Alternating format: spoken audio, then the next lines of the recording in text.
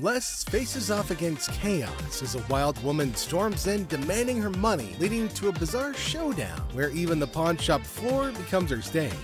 When I come to pay you, I don't get all the mother questions. When you take my money, You know names. let me go on my stuff. You ain't getting nothing. You don't come back. Yeah, I will be back. You and your people. I can put up with a lot of, but that woman cannot call me that. She walks up to one of the cars and pulls out her boobs and starts rubbing it on the car. Les, the owner of the pawn shop, greets a guest who brings Detroit Bicentennial cards. However, the excitement fizzles out when they realize the cards aren't worth as much as they'd hoped online. $50 less. Shake on it. Give me a minute. No problem. You got an ad you can show me? I got you. This young punk comes in thinking that he's going to get one over on me. Does he not know who he's dealing with? Thank you very much. It's me. $12. He ate me alive. Shannon's fur coat fiasco at the pawn shop, where bargaining hits a snag and tensions soar. It's clear that negotiating prices can be as wild as a fox in a henhouse. Do you have anything else? No. Excuse me? No. Damn it. John, don't put your hands on that woman. Mama is the food. Les Gold faces off with a cheerful, plump customer aiming to sell a watch for his wife's anniversary. Les, ever witty, discovers it's their anniversary too. The old man deadpans 25 years, prompting Les to hilariously inquire, "How many happy years, man?" Laughter ensues in this pawn shop comedy. Having your Ooh. Have a nice day. Food. Detroit, hey Detroit. We're headed to the swimming pools. I need the pawn, please. Okay, let's take a look at it. Okay. I'm here with my man. Got in a big argument, left me, so I need to He get left back you home. here? Oh yeah, he left me, and I got to get back. Back where? To Hawaii. In this funny scene at a pawn shop, the person in charge, Les, like a boss, looks at a watch and says, "It's fake, not real." This surprises our customer, who looks sad like a puppy, but he doesn't give up. He tries to make a deal, asking how much they'll pay for the supposedly fake watch, but the pawn shop owner isn't interested and won't pay anything for it. Damn, it takes that long. Really? Okay, how much did you need? I was just trying to knot this for you to be nice, but 600. how'd you come up with that? I got this from one of my aunts in Africa. This is $600. Do you know what it is? It's an African pearl. That's what it is. It's actually a Tahitian pearl. No, this is from Africa. This is an African pearl. This is a customer who's a bit overweight and acts really strange. He starts making crazy threats and saying weird stuff about the pawn shop owner's wife. This makes Les mad, and everything gets really chaotic, like a crazy carnival. Then, out of nowhere, security guards show up and grab our main character. They kick him out of the shop. Pearls. Tahitian pearls are Okay, rare. so how much is it worth? It's gonna be under 600. My ticket cost 600. That's how much I need. Do you have anything else? No. Excuse me? No. You told me I wasn't going fast enough, and you called me a bitch.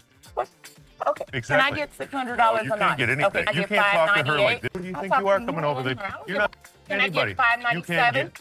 Why he left you now? You don't know why he left he me. left No, I'm not leaving no more place. Yes, you are. Oh, Talk to us like a human being. they think that.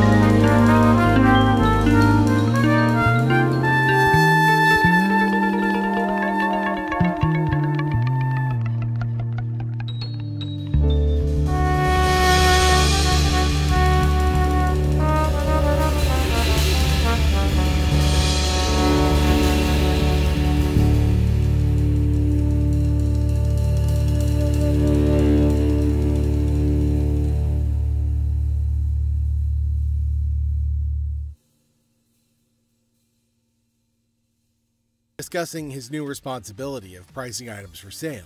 He reveals his discovery of a framed item, initially estimating its value at $100, and mentions its significance as an original piece by Stanley Mouse, known for his work with the Grateful Dead and other bands. We'll do some investigation and find out. This is it? Yeah, that's it, right there, the mouse. Wow. That's not a... Stanley Mouse did the Grateful Dead. He did a lot of... Yeah, I see that.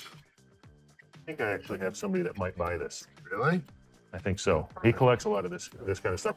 Go sell it. Well, I told them, the stranger the item, the more value it had. The pricing owner and Les delve into the potential worth of the item, recognizing its rarity and connection to Stanley Mouse. They discuss the value of unique items, citing examples like an old hand-painted t-shirt that turned out to be valuable. The pricing owner expresses intention to find a suitable buyer for the item. An original Stanley Mouse painting. I don't have any originals. I'm psyched. What's happening, John? Thanks for calling me, man. Not a problem, but I'll bring it up. Give me one. I have a couple of his prints at my house, but I don't have anything that's original like that. Well, that's as original as it gets. What's the ticket on this bad boy? 3,000. $3,000, huh? It's the one and only. It's the one and only. It's a lot. I mean, you're like the first person that's seen it. It's nice. There's Yeah. no doubt about it. Yeah. 22. For an old friend. How old is he? He's pretty old. Rich, the potential buyer, presents the original Stanley Mouse painting to the pricing owner. They discuss its uniqueness and negotiate the price, ultimately settling on $2,200 after initial suggestions of $3,000. The pricing owner acknowledges the rarity of the piece and agrees to the deal. 2,200? Gonna take it with you? Right now. You got a deal. 2,200. Thank you very much. Thanks, One Rich. of a kind. Thank you very much. No brother. problem. I'll help you hang that up. $2,200. That's a great deal for him. I thought it was just another stupid purchase, but I'm mad enough to admit it. He killed on this one. Props to my dad. They also thank Rich for helping make it happen. Les, the owner, also joins in and says that they're impressed with how things turned out and that the person who set the price did a great job. This ends with applause for the successful deal. Les and the pricing owner express satisfaction with the outcome, emphasizing the value of unique items in their business dealings. Growing up, I was a huge wrestling fan. So when I saw Lex Luger was in the store, I was excited. Lex, how you doing? That's good. See you again. Lex, See you. nice to meet you. Thank you. So what brings you to town? Wow. Items out of my personal stash.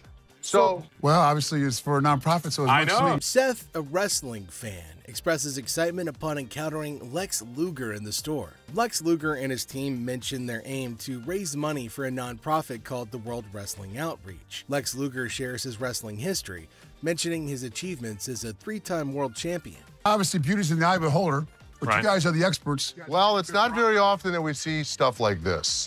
All this stuff is handmade.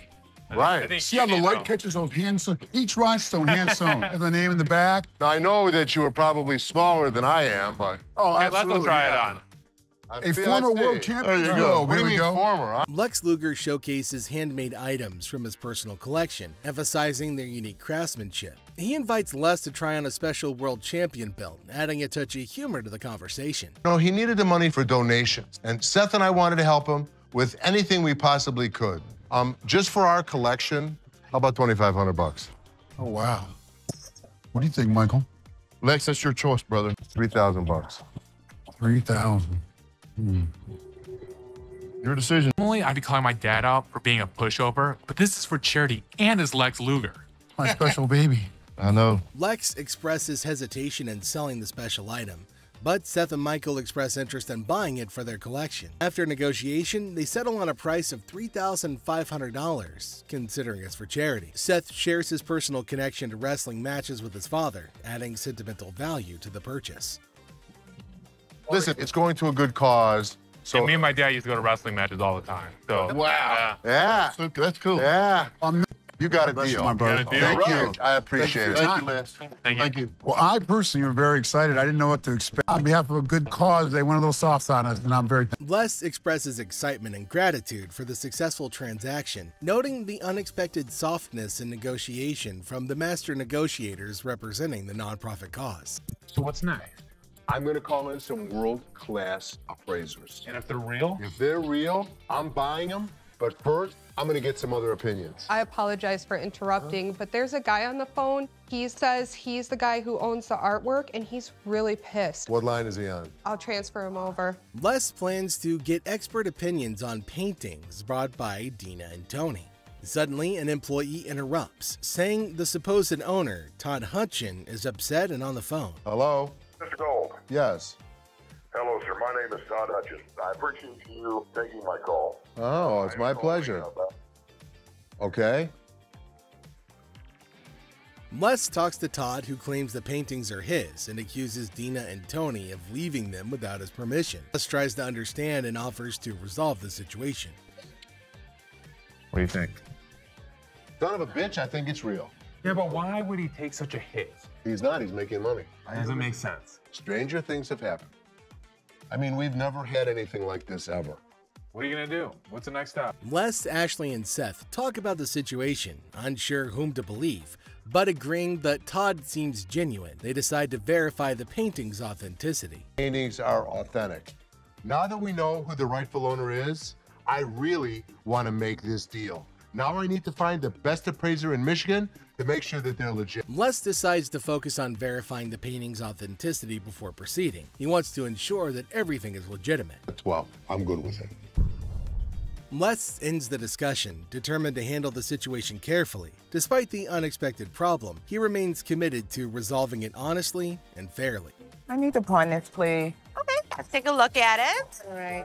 I'm here with my man, and we got in a big argument, and he left me, so I need to He get left back you home. here? To Hawaii. Oh, really? Where about? Honolulu. Okay. A woman comes to Ashley asking to pawn her bracelet. She says that she's had a fight with her partner and needs money urgently to go back to Hawaii. Okay, how much did you need? I was just trying to knot this for you to be nice, but... 600. I got this from one of my aunts in Africa. This is $600. Do you know actually a Tahitian pearl? No, this is from Africa. This is an African pearl. Tahitian pearls are... Okay. Ashley checks the bracelet and talks to the woman about where it's from. The woman says that it's an African pearl, but Ashley says that it's a Tahitian pearl. They disagree about its worth and where it's from. It's going to be under 600. My ticket cost 600. That's how much I need. Do you have anything else? No. Excuse me? No. 600 or not. You can't get 600 on this. Okay. And also, don't call me a bitch. The woman demands on receiving $600 for the bracelet, which is the same amount as her Hawaii ticket. Ashley asks whether she had another item to pawn, but the woman declines. They're both furious when Ashley claims the jewelry isn't worth very much. Hey. That's not what I said. It could be worth something. Okay, can I get $5.99? No. Some kind of problem? I told me I wasn't going fast enough, and she called me a bitch.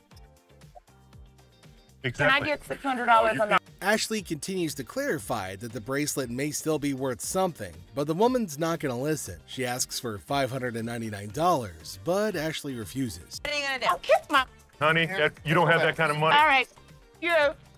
All of y'all. Bitch. If you want some help, talk to us like a human being. Aloha. Thank you there.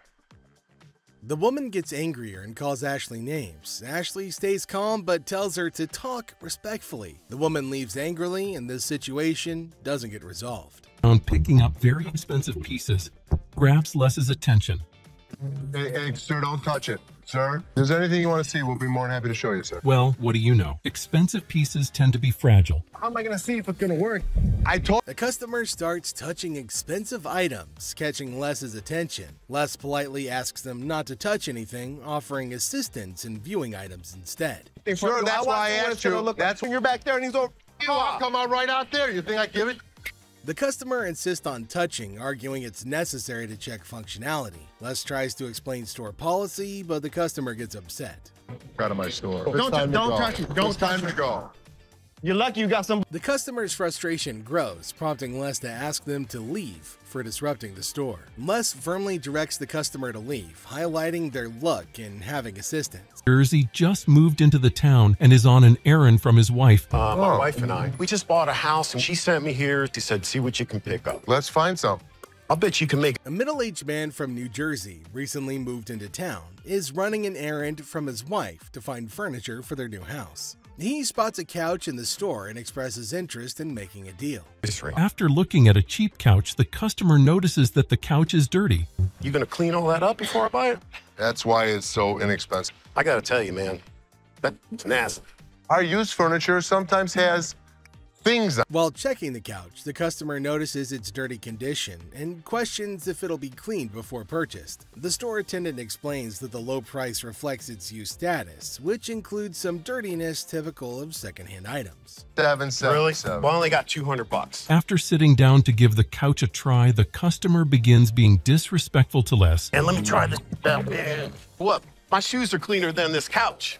Then don't buy it. Make me a deal. I got cash in my pocket, man. Wow. The man doesn't like how the couch looks and tries to pay less for it with the money that he has. He starts being rude, saying bad things about how dirty the couch is and insulting the store. I bet you're the mother that's been sitting on here farting. This was actually my couch. We had a reupholstered and I gave it to Ashley. When the comment reaches Ashley, Les's daughter, Les has enough of this customer. Is that your daughter? That's my daughter. She must be nasty too. The customer's derogatory comments extend to Ashley, Les's daughter, who works at the store. Les, the owner, has had enough and confronts the disrespectful customer, defending his daughter and the store's reputation. How we doing anything? Les decides to end the interaction, urging the customer to leave the store. The customer, unwilling to change his behavior, decides to go elsewhere, ending the encounter on a sour note. Excuse me. Hi. Hi, I have a question for you. Yeah. Okay, I went to get my purse back to make my payment. She's telling me this is expired. That's my purse right there. That one right there is black one. So I want to know why it's out there. A girl approaches Ashley in the pawn shop with a question about her purse. She claims that her purse, which she points to, was wrongfully labeled as expired, and she demands to know why it's out for sale. My purse right there. How do you know that's your purse? Because I know my purse. Here's the money. I want the purse. Want that? If you don't give me the purse, I'm going to climb over the counter and get it myself. Give me my purse. The girl argues that the purse refers to her and displays money as evidence of access. She becomes furious and threatens to jump over the counter if she fails to obtain her purse back. Getting over there and get my purse for me? Okay, first of all, it's not your purse. How do you know it's not my purse? Because I look at it. If you want to buy it, I just want to look at it and make sure it's not mine. Okay, first of all, Ashley contradicts the girl's assertion, saying the purse wasn't ever pawned and is not related to her. She encourages the lady not to speak rudely and offers to show her the purse if she's got an interest in purchasing it. Purse, or I'm going to climb over that counter and get it myself. What's it going to be? The situation increases rapidly as the girl becomes more aggressive, threatening physical action to reclaim her purse. Ashley remains firm and asks her to leave, but the girl refuses and becomes physically confrontational. Walk yourself out, yo. Walk yourself out. You know you're sitting with that pole, right? Go. Go where you got to go. I'm going to kick your ass. Wait. Go. Ashley insists that the girl leaves and calls for assistance to remove her from the premises. The encounter ends with the girl being escorted out of the shop, but not before she makes further threats. Doing good, man. The guys usually just call me down here anytime they get anything with strings on and they need. A person expresses their willingness to help whenever there are items with strings that need appraisal, indicating their expertise in valuing such items. I don't believe I'm holding this in my hands. Mary Ford's Les Paul. This is. The person marvels at holding Mary Ford's Les Paul guitar, expressing disbelief at the opportunity. They acknowledge Mary Ford's significant contributions as a singer and guitarist, particularly alongside Les Paul. Every hit that Les Paul had as a musician, pretty much, she was there with him. She was a singer. She could go note for note with it.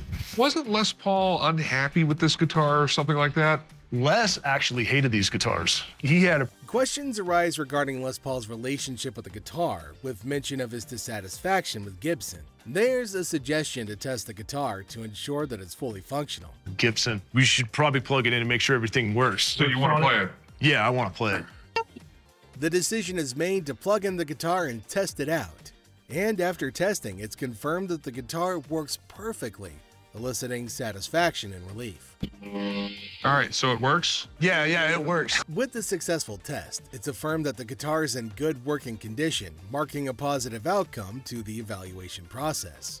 I was coming to pawn my ring because I have to. Les attends to a customer who urgently needs money to pay her rent. She hopes to pawn her ring for some quick cash. Les examines the ring closely to confirm its authenticity, which seems to upset the customer. She points out features of the ring to prove that it's genuine. How do I know? All you have to do is look at the holes in the back. Okay, how much did you want, man? $200. $80. After the very weird episode, Les makes the lady an offer which doesn't sleep well with her. I'm not just about to let you have this for. The customer requests $200 for the ring, but Les offers only $80, mentioning how much he thinks that it's worth. Buying it, you're just pawning it. The woman demands Les give her what she came for. Unfortunately for her, the customer rejects Les's offer, stating that she paid $500 for the ring and insists on a higher amount. However, Les remains firm at his valuation. Here you go. Yeah, I want to pawn it. Okay. So you gonna give me $200 or not? Les almost gets a hit to the face when he refuses the violent customer, an action that serves as the last straw before she got kicked out. Les repeats his offer, leaning into a tense moment where the customer becomes aggressive. Ultimately, Les decides to eject her from the shop, ending the encounter. You guys seen the 32 Roadster? I haven't seen it, son. Someone probably stole it. It was parked in the warehouse. How could someone steal it? A high-tech thief could get into this warehouse easy. Rick becomes anxious when he learns that Corey took the expensive 32 Roadster to the gym, fearing potential damage to the valuable merchandise. Have you guys seen the 32 Roadster? I haven't seen it, son. Someone probably stole it. It was parked in the warehouse. How could someone steal it? A high-tech thief could get into this warehouse easy. All you have to do is cut a hole in the roof and lift it out with a helicopter. Pick the lock. And the conversation shifts to the possibility of the Roadster being stolen, with various theories proposed, including high-tech theft methods like using helicopters or hacking into security systems. Roadster around? I'm not driving it around. I just took it to the gym. That's driving it around. The thing is in perfect condition. What if you wreck it? What if you ding it? What if you scratch it? I'm not an idiot.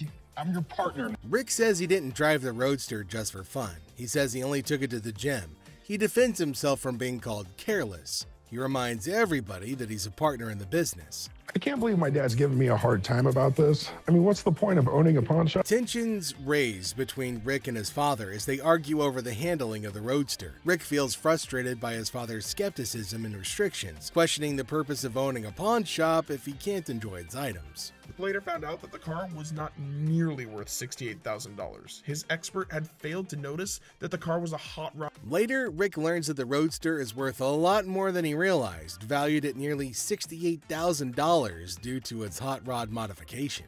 So what can I help you with today? Got this ring right here. See how much it might be worth. Okay. I also wanted to know how much you guys... A customer brings in a ring for an appraisal and to inquire about pawning it for cash. He seeks to understand its value and potential loan amount. What are you talking about? You said you're coming in to get a receiver. Why'd you take my ring? Well, I wanted to see how much it was worth. Bull. Why'd you take my ring? Yesterday you said you needed bike parts and didn't have the damn money, and all of a sudden you got my damn ring. The problem started when Les checked the ring to see how much it's worth. The customer thought Les was being sneaky and not telling the truth. She got more and more upset, saying that Les took the ring without asking her first. All right.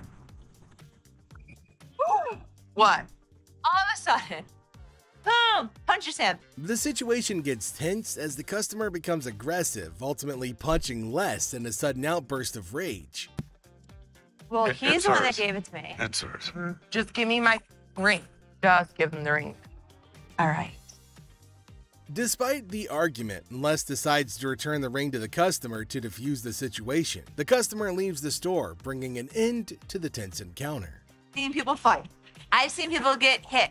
I have never seen a girl sucker punch her husband. Les expressed surprise at the customer's sudden violent behavior, emphasizing that he's witnessed conflicts before, but never expected such aggression from a customer, particularly towards their spouse. Welcome to the jump. Hey, how you doing, man? Hey, can I talk to the owner? Okay. We do. Okay, how's that working out for you? Working out great. I'd like the opportunity to maybe go over some paperwork with you, show you what we can offer, what we could do. Okay, well, there's nothing to be missing. If somebody's parked illegally, we want to be able to come in. Mark, a would-be business partner, approaches Les with a proposition. However, Les quickly realizes Mark's intentions and plays along, subtly mocking Mark's attempts at persuasion with humorous banter. The car that's left overnight by some chance. It doesn't happen. Well, things happen. We don't have that problem because we have fences around the building. Well, we've done a couple other business around here. I don't think you're understanding what I'm saying. I want the business. Listen. No, you listen. You are not coming into my business and trying to shake me down. Do you understand me? Listen, you are... Do you understand me? As Mark persists with his proposal, Les becomes increasingly skeptical. With witty comebacks and dry humor, Les navigates the conversation, ultimately shutting down Mark's shakedown attempt with firmness and sarcasm. It's the old time in the past. We got a new thing going on right now. No, you got a shakedown business, which I'm not going to go for. Okay, well, that's what would you call it?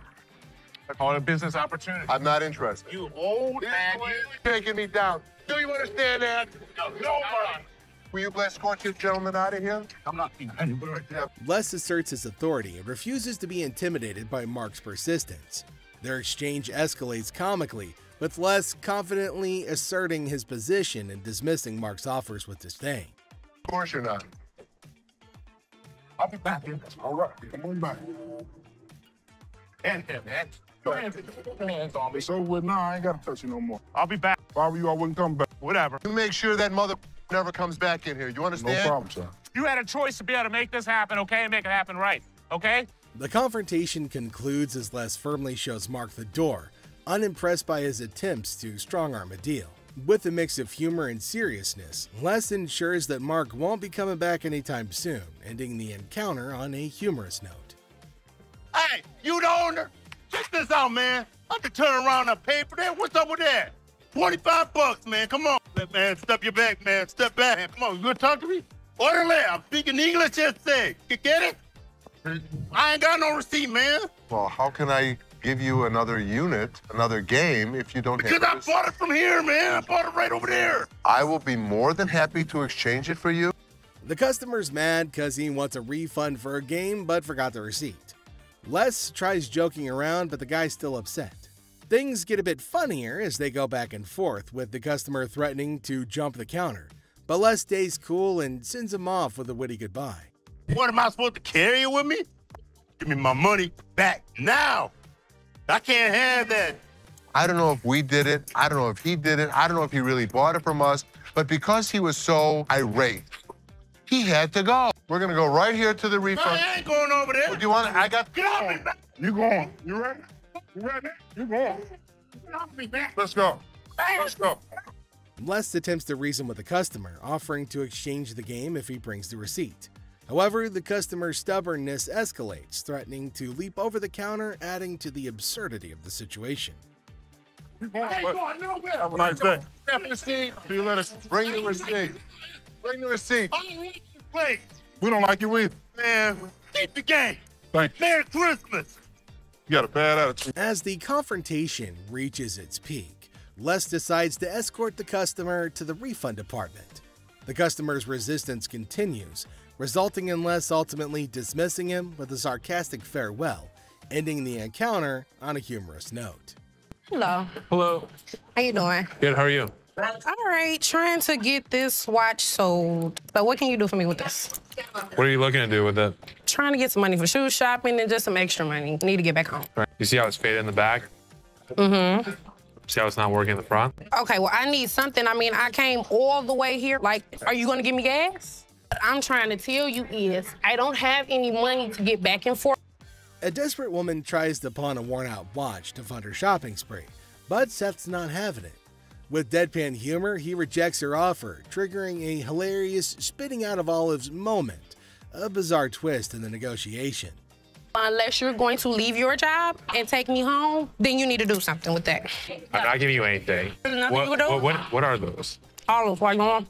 I don't want any. But Ass touch me. Get your banana shirt having ass off me. Don't touch me. Give me. Don't touch me. What I just said. Told that bitch I need gas to get home. Give me. Undeterred by the olive incident, the woman demands cash for gas, prompting Seth to stand his ground with comical indifference. Their banter escalates as the woman's frustration mounts, culminating in Seth's sassy retorts and firm eviction. Oh, you gonna fit my over here, you old stinking ass dirty bastard. Thank you. Need you. You bitch, cause I'll never be back up in this bitch. Promise? Good. I don't want you as a customer. All you do is run your mouth. Promise me you'll never come back. As the woman storms out, Seth bids her a not-so-fond farewell, relieved to see her go. With humor and sass, he ensures that she won't be back anytime soon, leaving the showroom olive-free and entertained by the absurdity of it all. Sibling dynamics take center stage as Ashley confronts brother Seth, sparking a family feud over art preferences. Watch Les the pawn shop detective figure out a mystery with messy DJs and laptops held captive. See the suspenseful investigation unfold right here. Laugh and cringe as a shouting woman causes trouble in the pawn shop, making Seth and Les really mad.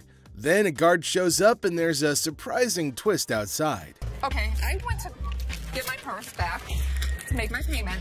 She's telling me this is expired. That's my purse right there. That one right there, the black one. A meticulous lady strides in armed with confidence and a fake receipt, proclaiming ownership of a purse. Little does she know that Ashley is the store's memory bank, fully aware of every item in its rightful place. The girl in her eagerness attempts to vault over the counter, unaware that Ashley, the guardian of scams, is on duty. My purse right there. How do you know that's your purse? Because I know my purse. Here's the money. I want the purse.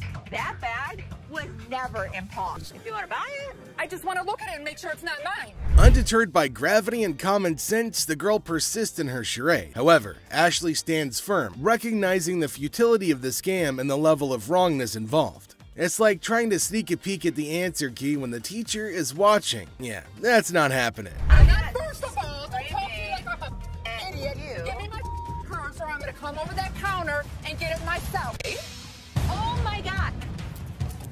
Get your hands off me. Have a nice day. Let's go. Walk yourself out, yo. You.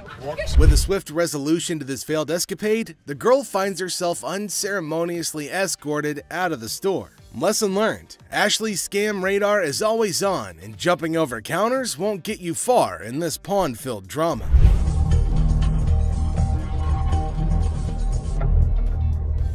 All right, deal. I think I got a good deal, and I know I'm gonna be able to make some money on it. I can't believe you spent that much. Whatever, Ash. I am fuming. My brother just spent $800. Enter the family feud. Ashley drops the bomb on her brother Seth, calling him a hypocrite. But why? Well, he casually throws around $880 for a painting, while Ashley, according to her, can't even snag a deal for $30. Sibling dynamics at their finest. But he'll yell at me over a $30 buy. Excuse me, Seth. What, Ash? I was just out there watching you do a buy for $880. So instead of working and watching me. I was out there, and you bought something for $880 when you gave me such crap about that $30 roulette table. I'm not buying plastic. I'm buying stuff that we can actually resell without a problem. You will never resell that. They will sit in the back and rot. Are you kidding? We'll put it around the showroom corner. We're gonna make $1,000 plus on the deal. Really, Ash? You know I'm gonna be upset. The plot thickens as Ashley confronts Seth about the apparent double standards. She probes into the intricacies of spending $880, questioning how bad it could be. Seth, in classic sibling fashion, argues that his purchases are all about resale value, a concept he conveniently forgets when it comes to Ashley's shopping habits. According to him, he's the revenue guru. You are just a hypocrite. She was just being ridiculous. I just want her to stop talking. Ash, what do you want from me? Apologize to me. Apologize? Apologize because you're such a hypocrite. You know what, Ash? I'm sorry. I'm sorry that you're a bitch. You, Seth. You're such an ass. I am not going to forget the situation anytime soon. Seth better watch his back. Things heat up as Ashley demands an apology. Seth takes a nosedive into being the ultimate a-hole, apologizing for an $880 buy. Oh no. Instead, he hits her with a sorry not sorry for her supposed attitude, topping it off with a charming label. Well, let's just say that it rhymes with witch. Sibling rivalry reaches a whole new level on this show. There's two guys out here that are saying they were scammed out of their laptops, and that whoever did it is working with one of our guys. You want to come out and talk to him? All right. Thank you.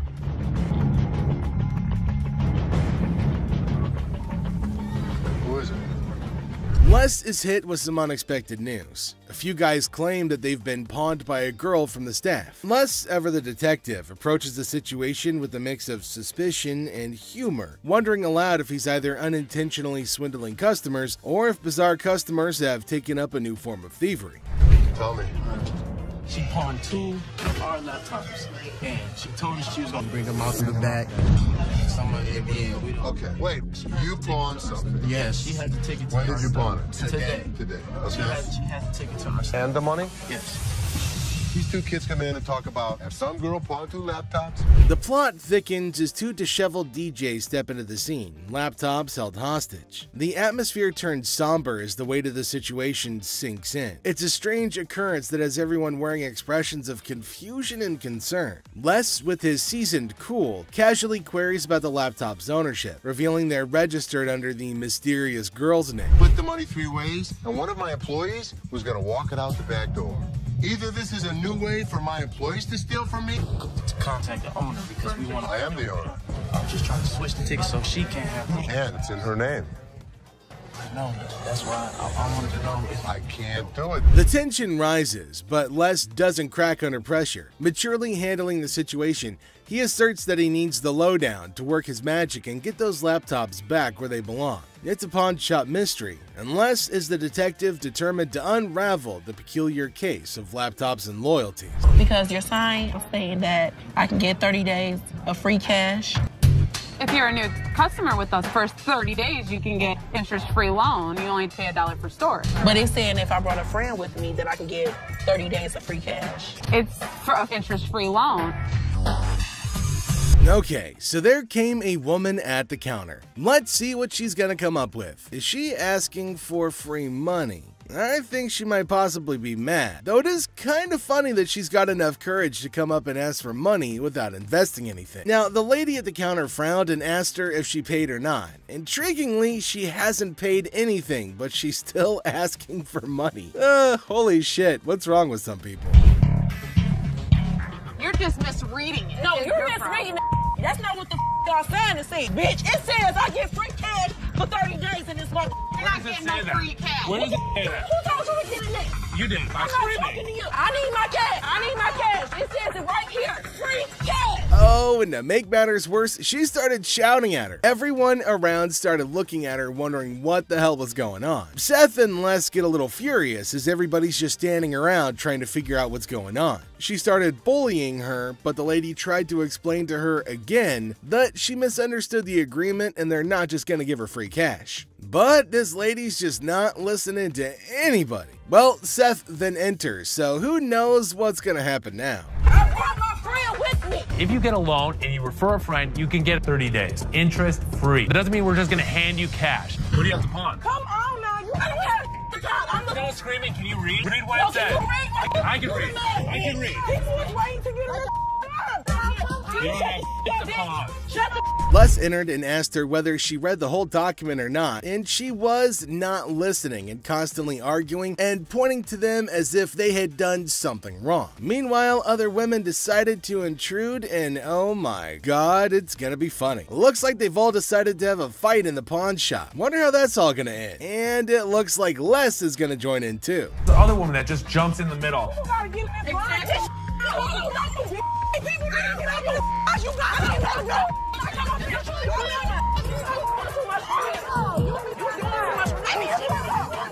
Leave me on the lawn, bitch. No, bitch. Leave me on the lawn, bitch. I'm from the way, bitch. All you need to do is read. Now see the other women get in and start shouting at her as everybody behind her was waiting for her to get out of the queue. So they started fighting and now they're all having an immense fight. Everybody around is watching and laughing at them. Well, the guard had to go and break everything up. Well, at least they're all gonna get treated the same way, especially the one who created the mess. Pretty sure they're gonna hold him up and throw him out. And there they go, they're still shouting and fighting with each other as well. They really wanted to go at it, so we let them go at it in the parking lot for a little minute. All I saw was ass cracks and elbows. They were sent outside and they started beating on each other, holding each other by their hair. Man, they beat the crap out of each other and people around them were just watching and waiting and having a curious but funny conversation about their nonsense. Talk about a hella cringe episode. All right. It's Robert. Robert, nice to meet you. Nice to meet you, Dennis.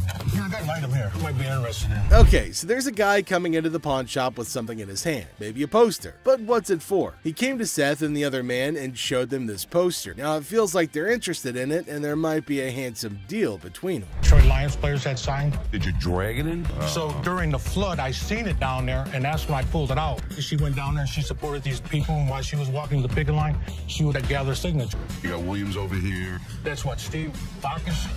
This is the first time a guy actually brought in and I just got on the picket line because I'm on strike right now myself. We've been on strike for almost 3 months now. $1,000. He started describing the poster that's mainly about the protest of people in history, and it's got lots of signs of well-known people and has got a lot of worth. He explained everything in one go and demanded a heavy amount for it as it was really valuable to him. Seth told him that it's got some stains on it, and it's no doubt the same poster of historical strike, which made it worthy, but for him it might make a lot of difference. I hate the condition of it. I understand, and I You gotta understand when it comes down to collectors, everything is about condition. Absolutely. And I'm sure if your dad saw this, jump on the heartbeat. Seth and the man explained that it's not about the worth that he's asking for, in terms of thousands of dollars, but it's also about the condition of the poster, and it's not in a very good one. The man is continuously arguing that it's got signs all over it. If Les has seen it, that he'll definitely be surprised and definitely pay more than $1,000. Well, as for Les, he just came in. Sharper, they need to make an effort to close these deals quickly. Through my research in that, I seen personally that one just like this, Minto, and he got $950 for it. Right, man. So if that was me, why would you want $1,000 for this? He only had one signature. I have at least a dozen. But with this tear up here, yeah, and the condition it's in, and the water stain on the bottom, it's just a hard thing to sell. Yeah, but even though it's in this condition, how many of it exist? Very rare. And it's uncertified. Right. You know. I'll sell for $5. Les judged the entire piece and told him that he's asking for too much, and later on they further described that it's torn from the top and the bottom, and it's also got damage and they can't pay more for it. But he still won't agree to pay for it. But he did say that he charged $500 off of the amount, but they couldn't reduce it any further. value. Let's make a deal. $75?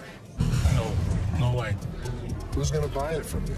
I'll just put it back in my basement, let it collect dust. Offering you just $100 cash money right now wouldn't make a difference, you're saying? 200. Nobody in life is ever gonna offer you more than us. According to Seth, it's a historical and cool piece and might be a profitable deal for them. So he asked the man if they'll pay $750 for it. But the man was stunned and said that they're paying too little. He said that you should pay more, but Les is arguing that no one can pay you more than this. You change your mind, we'll honor the 100. Which would you prefer, 520s or a $100 bill? 520 seems like more, wouldn't it? 520s. That's to me. 520s right now. 100 hours. Take it or leave it. 520s. Got a deal. $100. Thank you. Thank you.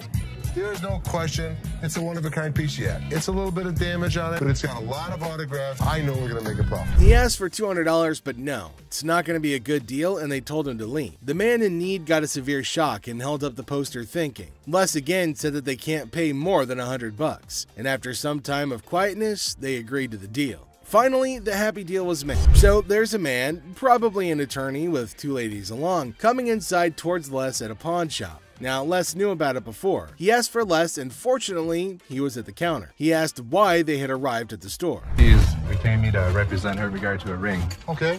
My client brought in a $10,000 ring here, and she wants to either collect the remaining money owed to her on the ring or get the ring back. She's got a receipt. Let me explain to you. This is a counterfeit ticket. He said that he came here for the ring, which they bought from these ladies for $10,000, but they didn't pay and gave them the receipt. Now, he put up the receipt and showed it to Les and accused them of cheating and stealing from the women and taking their expensive ring. But Les was cool and controlled his anger. Whoever produced this ticket didn't understand this is the amount of numbers that are here. Okay. Number two is state law mandates that we print the law in a 12-point font. Okay. This is much smaller. That is some bull. It may be bull, but that's the truth. I don't know how I got mixed up. There's the game-changing point. Les, after listening to him, explained that he will reveal the truth now by showing the real receipt that they had. He went and came back with real receipts that they've been giving to the customers. There, he spotted major differences. He notified him of the major changes in the receipt that he brought. The man looked rather weak. It's a fake. Now you side with them, you're not representing us. If I don't get my ring or my money from them, how you gonna get paid? The attorney turned to the women, but Oh my god, they're still accusing Les of having given them the wrong receipt and asking the attorney to take the money from Les. The man, being down on himself as you can see, argued with. The man showed the evidence to the ladies and told them that they were having the wrong receipt. But they continued to argue, harassing both of them and started using personal attacks. They were all arguing amongst themselves. Pretty crazy. The attorney went back as he can't do anything for the ladies. How are you? I'm doing okay. What can I help you with? Either trying to get a loan on it or you guys can buy it. Trying to sell it for maybe like $150. $50. Why is it $50? The certificate and everything is in there. And the bag costs actually way more than that. Well, if you can tell, it's actually stained. Okay. All through here. I'm trying to sell it for $150 or get a loan for $75 instead of the $50. Yeah, I wasn't interested in more than $50. If you know purses, then you know the. As our unsuspecting customer strolls into the kitchen at Chaos, little does she know what's cooking today. Ashley, patiently bracing herself for another round of absurdity, politely inquires about what the customer's looking to offload. The girl, blissfully unaware of the purse's actual value, confidently suggests a price that's almost a steal. It costs way more than that. Okay, but I'm not going to pay you for the amount that you think it's worth because it's stained. This is not one of the newer ones. This is not this season. I know about purses. It was torn. It was stained. It's not even the last season's bag. The thing is old. But you still willing to buy for $50 though, so if it wasn't worth. And now the plot thickens. The lady asserts that if Ashley truly understood purses, she'd gladly accept the offered amount. However, Ashley, standing firm in her claim that the purse is torn and not worth more than $50, creates a hilarious clash of valuation difference. We even say $50. So they didn't say it wasn't worth. Can I talk to somebody else? I don't want to talk to your pepperoni looking ass. Can I get somebody? My pepperoni looking ass. Pepperoni ass? I don't even know what that means. She take a look at her own ass. Can I get somebody else to talk to? It don't even matter. I don't have to talk to you. And I don't talk to you either. So why don't you go home? Leave Can our I store. talk to somebody else? Why do I have to talk to you? Because You I'm the disrespectful. manager. I'm disrespectful and you call me a pepperoni ass? Ugly ass bitch. F you. And it's time to cue the drama. Ashley throws out the bold figure of $50 and it hits the customer like a curveball she wasn't ready for. Feeling the heat, our lady teeters on the edge of diplomacy and blurts out the unforgettable line. She labels Ashley a pepperoni ass and decides that she'd rather chat with anyone but her. Talk about spicing up negotiations. 3 males walked into a pawn shop. One of the suspects stood at the door as a lookout while the other 2 suspects walked directly over to the display cases. So, like, these 3 guys roll into the pawn shop, just casually strolling in. The other 2 guys, they head straight to the fancy display cases. It's all got suspicious vibes. And then, bam! One of them whips out a sledgehammer and starts smashing the glass. Things are starting to get pretty wild. At some point, a customer from the place is seen leaving calmly while the lookout tells her to hurry up. The suspects appeared to be wearing heavy-duty gloves in order. At one moment, a person from the shop strolls out all calm, and someone's keeping an eye on her, urging her to speed up. The people thought to be involved seem to have on these tough gloves. Maybe so they don't get any cuts. Not to get cut while removing the glass from the cases. Both suspects placed the jewelry and many other valuables in the bags. So when they took off the glass from the cases, both of them put the jewelry and lots of other valuable stuff into bags. After that, they hightailed it out of the store in a black Mercury marquee. Case at? Where the case at? Where is it at? Where he put them on? The guy storms into the pawn shop all worked up and starts shouting about a missing case. He's demanding to know where it is, and he appears to be accusing the staff of removing. The feeling of stress in the air is increasing, and it's obvious that something is wrong. Not take gangs, take your wives, my damage too. That's the way it came with the kids. You gonna act like I ain't got no sense? He's accusing us of taking games out of his unit. Look at the ticket. It never said with game. The atmosphere gets even more intense as the guy accuses the pawn shop of messing with his games. Les, the cool guy at the pawn shop, stands his ground. The customer's getting more agitated, making accusations and even talking about blowing up the place, which is just adding to the chaos. At that point, man, you can get your arms up off belly and none of your body parts on you, bro. After all the stress I have, the last thing I need is a customer causing a scene. Despite the escalating situation, Les stays calm. He tries to talk sense into the upset customer, especially with a big event coming up the next day. I know how to mother walk. I ain't illiterate because I ain't part of the week. And y'all motherfuckers in my middle only put them motherfucking games in there. And you wasn't even standing there when I pawned it. Somebody need to blow this place up. It's time to go, sir. You ain't gonna get my weed, dog. I'm not. Let go.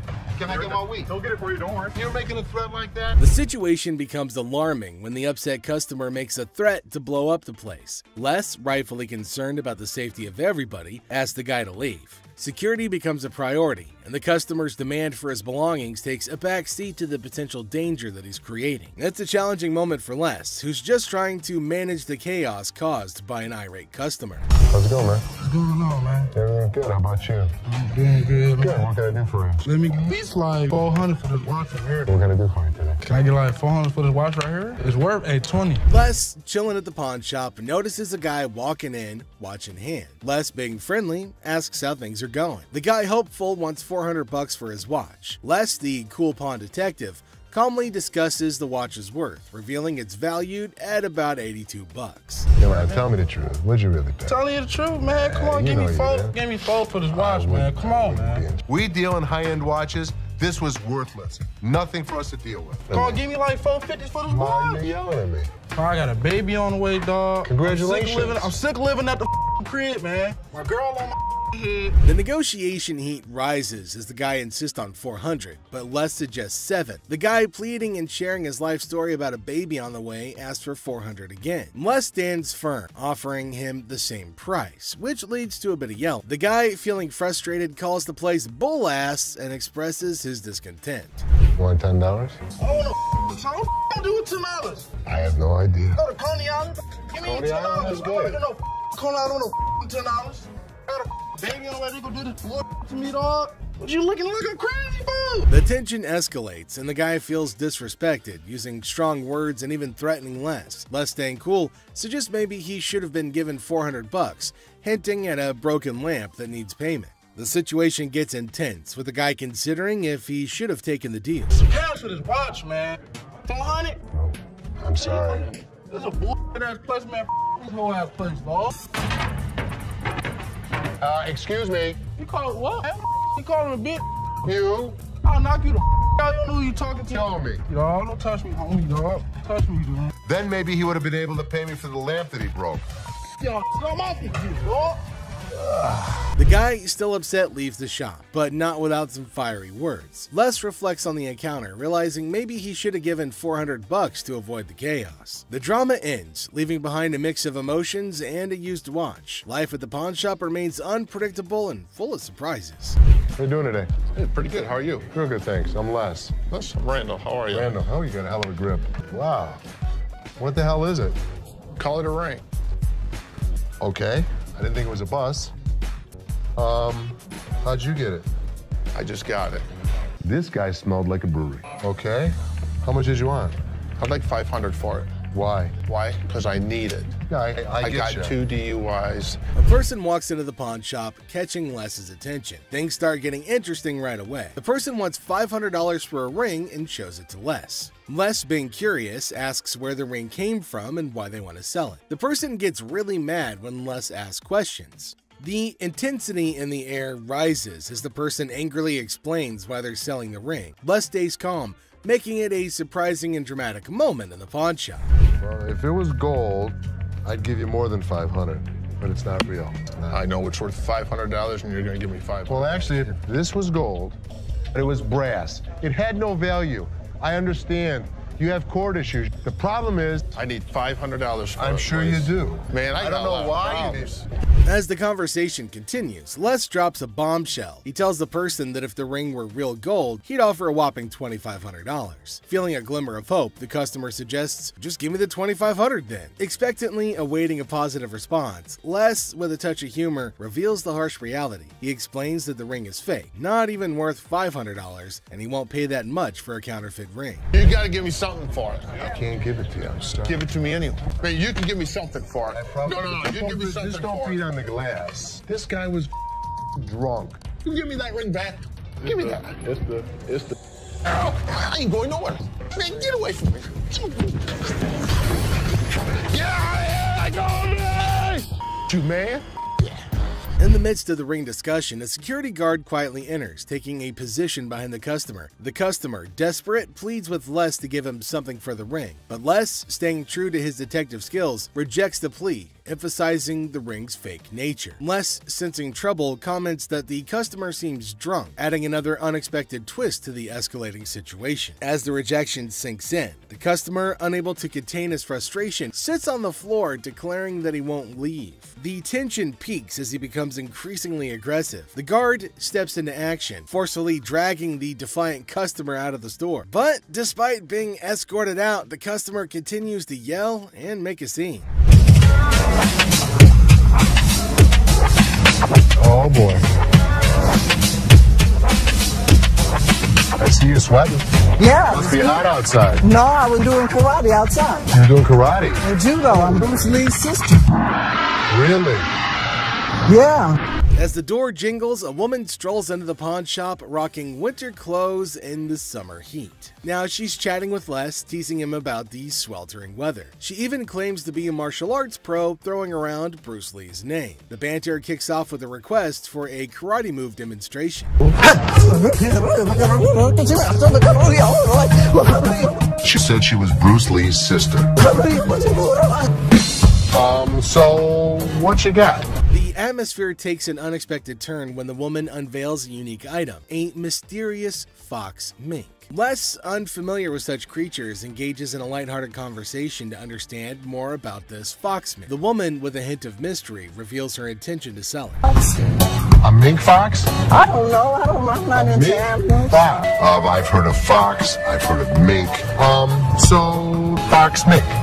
Did you want to pause? As the conversation unfolds, Les dives into the details of the fox mink, trying to grasp its worth. The woman shares anecdotes about the origins of the item, painting a vivid picture of its history. Les, playing the role of the detective, subtly negotiates and gathers information to figure out the best deal. Sell it. How much did you want for it? $50,000. The encounter concluded with the woman deciding to part ways with her fox mink. Les, using his seasoned charm, finalizes the deal. The quirky tale of the winter-dressed woman and her unique pawned item adds an unexpected twist to the usual pawn shop routine, leaving both parties with a memorable experience.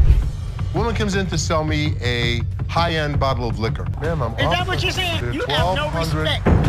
When you want to take a person when they die, fit the liquor inside the bottle. and anytime you're going to belittle a person. Ma'am, I didn't belittle you. As the door chimes, the woman confidently walks in, clutching an empty liquor bottle. She aims for a bold move, attempting to pawn the bottle for a cool $100. Les, with his discerning eye, swiftly rejects the proposal, explaining that a filled bottle would fetch a better price. The woman, not thrilled with the response, raises her voice, demanding respect and expressing her discontent. I'll give you $100. It's not worth more than $100. Especially when you say I wouldn't give you $100. Don't you ever walk up to my Baby, dad. Hey, baby, don't point your finger. Life after this, don't you dare ever come in here again. In my face. I don't care. You're in my dad's store, and don't you ever think about coming in here again. Turn your ass around, badass out the door now. Where Ashley steps up like a superhero. Now, she doesn't just cool things down, she straight up shuts the woman down. With confidence, Ashley tells her to leave and never come back. Suddenly, the chaos turns into quiet thanks to Ashley's quick and firm action. Son of a bitch. Where the hell is he? Rich! He's on the floor. People are waiting to pay us for their merchandise. He's not there. We're losing money. I'd had Rich's back. In the heart of the pawn shop, Les faces a moment of frustration and disbelief. The absence of Rich, a trusted ally for over 2 decades, leaves Les feeling betrayed. The urgency of customers waiting to make payments adds to the tension, and the weight of loyalty becomes a central theme in this unexpected turn of events. Since the first day he came here, over 20 years ago. I feel betrayed. Didn't I just have an employee meeting to tell everybody that they need to step up on their game? I'm watching you and Bobby J talk to these 2 girls. You're out there trying to sweet talk them, trying to bull with them. I'm looking for you in layaway. Where the hell are you? I gotta sit in layaway all day long and just wait for something to happen? As the minutes tick away, the atmosphere inside the pawn shop grows more intense. Les reflects on his long-standing support for Rich, highlighting his sense of loyalty that spans a quarter century. He recalls a recent employee meeting where he emphasized the need for everyone to step up their game. Disappointment and frustration seep into his work words as he confronts the situation, a pawn shop mystery intertwined with personal and professional loyalties. I'm watching you and Bobby J talk to these two girls. They're out there trying to sell their jewelry. You're out there trying to sweet talk them, trying to bullshit with them. They end up walking out the front door. You put me in a position that you were the next to go. In this pivotal moment, Les delivers a stern warning to a fellow employee, Bobby J. The scene unfolds with Les observing interactions and attempts at sweet-talking customers. The threat of termination looms as he recounts the consequences of letting down the team. The dialogue underscores the severity of the situation and the potential impact on job security. Tension rises as Les grapples with the repercussions of the unfolding events. Rich, I'm out. Tell your dad to off. You up your job. As the confrontation escalates, Les draws a line in the sand. The ultimatum is clear: compliance or termination. The final seconds capture the raw emotion and frustration of a loyal employee who feels unappreciated and misunderstood. He knew he was in trouble once we walked through that door. Joe, what did you steal from me? Tell me the truth.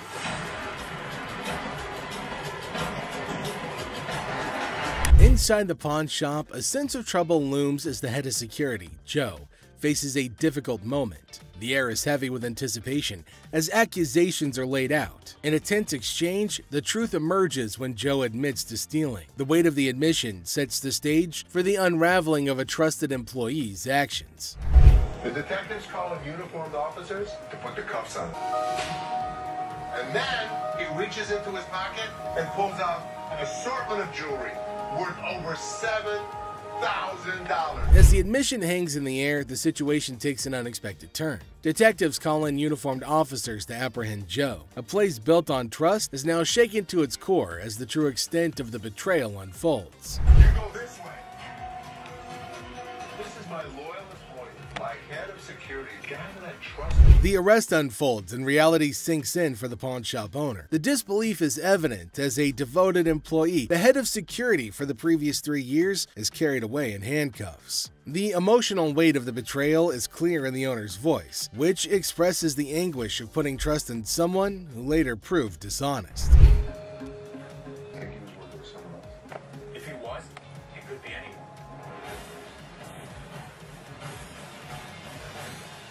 As the scene unfolds, questions linger in the air. The owner ponders the possibility of Joe working with someone else, leaving the situation shrouded in uncertainty. The aftermath of the betrayal raises concerns about potential accomplices and adds another layer to the unfolding drama. The final seconds leave the audience in suspense, contemplating the true extent of the security guard's actions.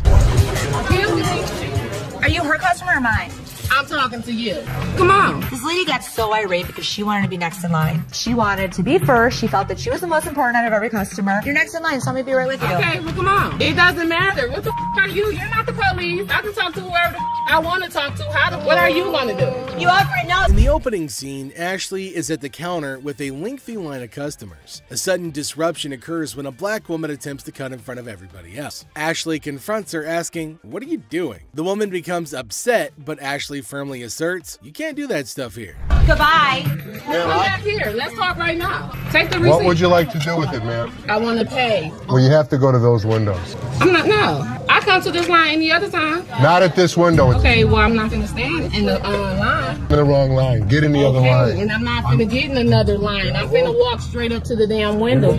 We won't take you. The woman continued standing in line at the counter. Les approached her, inquiring about the situation. She explained that she wanted to pay, but refused to move to the next window. Les informed her that in the pawn shop, crossing others in line isn't allowed, emphasizing the importance of waiting your turn. Here of you. Well, y'all just only see this lady here? All the other customers. Okay, and I always come to this line. I'm sorry. You have to stand in the other line. Okay, well, I'll be back before y'all close. You can do whatever you want in this line. She can't. Can't wait your turn. We'll be back later.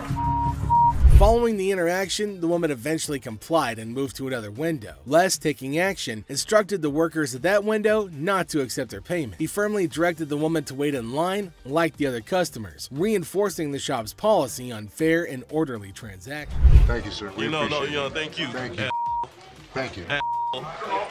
Yeah, jackass. Take your bitch. Take yeah, that's you. And get it to you. Yeah, make me.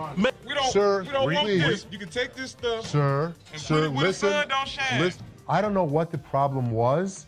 As the interaction begins, the customer expresses gratitude, but the tone takes an unexpected turn. Tensions rise as the customer's language becomes confrontational. The shopkeeper, addressing the situation calmly, refuses to tolerate mistreatment. The dynamics shift from appreciation to conflict, showcasing the challenges of customer service in a brief yet intense moment. Came in here, tried to spend my money is what I did. That's what I did. Okay. And come instead of trying to come in here, I'm not even talking to you.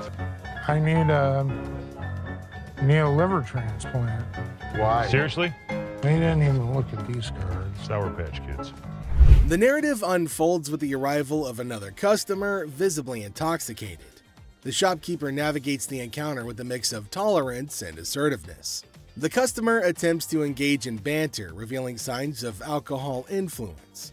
The shopkeeper, unswayed, maintains composure and subtly addresses the situation, highlighting the challenges of dealing with individuals under the influence. Not even out here, it's how I get this $30. Not bang on my... $50 for that. Jeff, take him out, please. This better not put in damn car.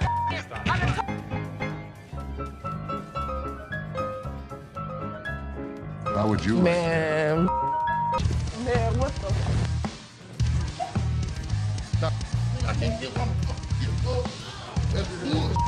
In this segment, a discussion ensues about cards and a potential liver transplant. The shopkeeper encounters a situation where the customer's intentions are unclear.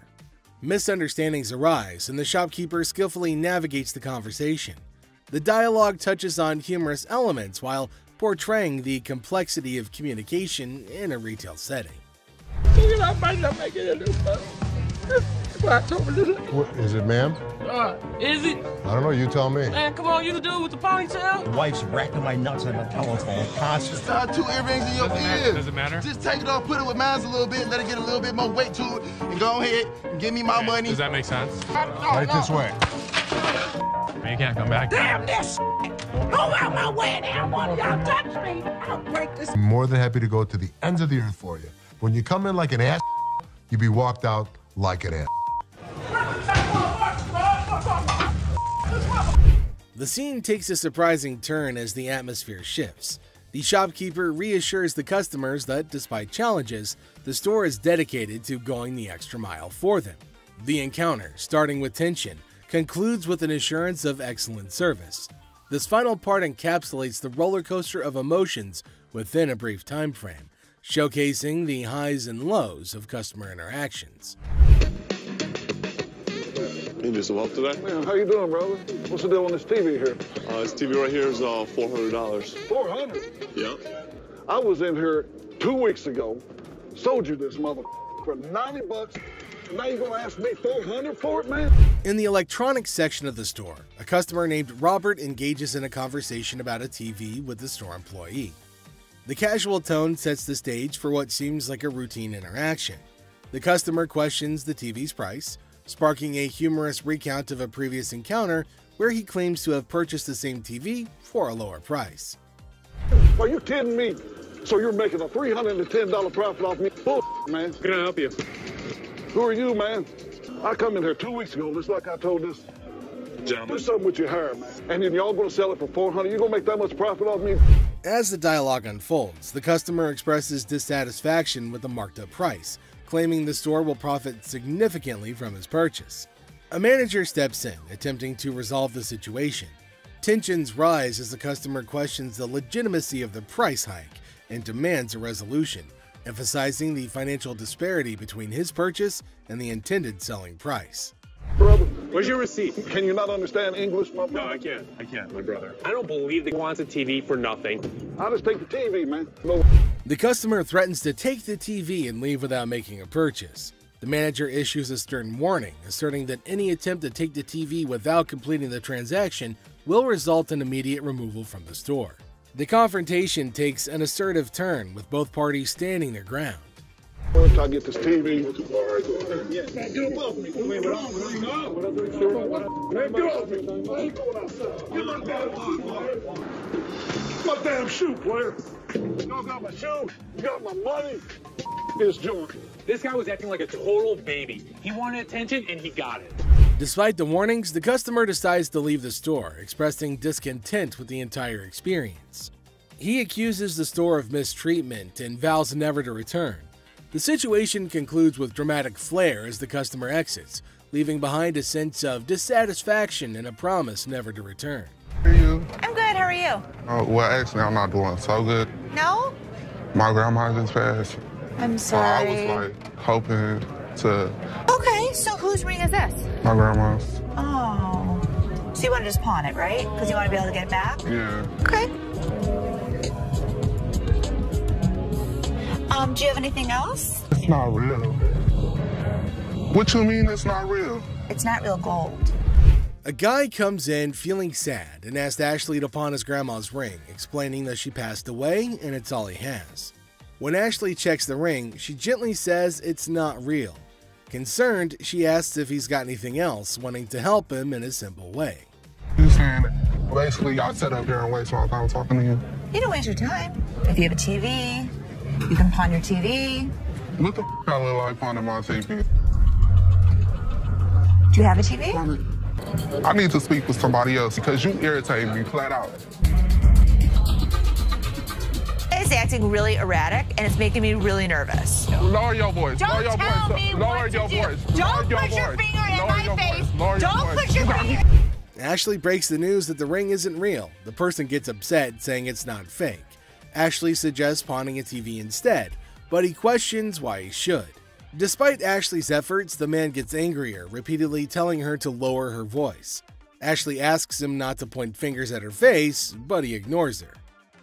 I'm trying to help you solve Like your this, issue. lower your voice. The next thing I know, this guy snapped. Lower Don't your tell voice. me Lower what your to do. voice. Don't Lower put your your voice. finger. You got me. No, let's go. Let me go. Let me go. On the ground, bitch. On the ground. On the ground, mother. The security guard intervenes, slamming the upset person to the ground and then dragging him out of the pawn shop.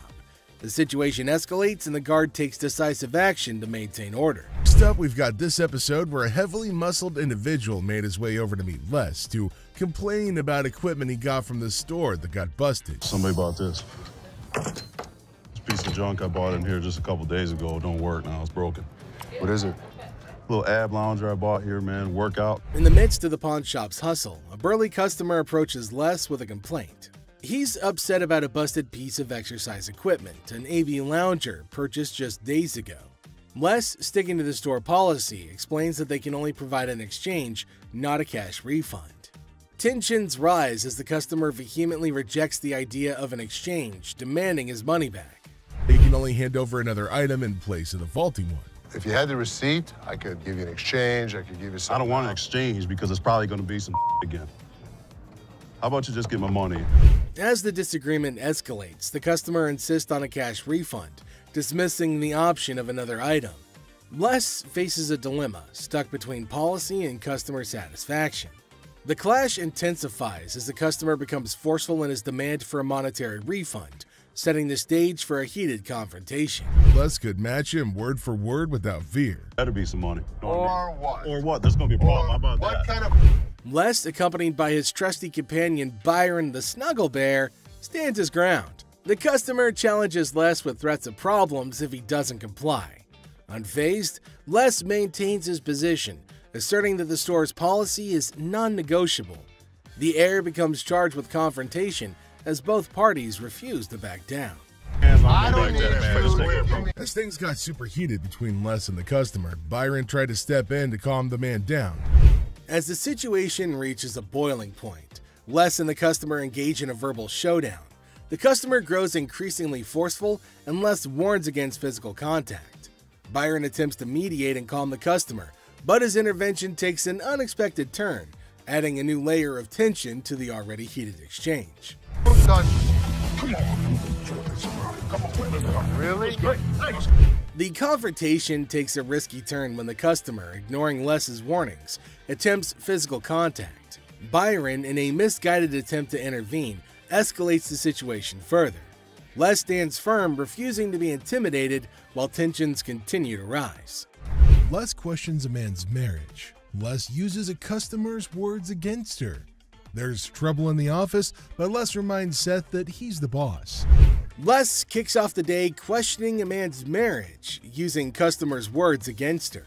Trouble brews in the office, but Les asserts his authority as the boss, teaching a disrespectful man a memorable lesson. Les shows that he's not just a pawnbroker, baby. He's a boss in control. Here are savage Les Gold moments. It looks like Les is more interested in this man's marriage than his business. Les woke up this morning with the urge to roast someone, and of all the people he could roast, he picked this guy. Things take an unexpected turn.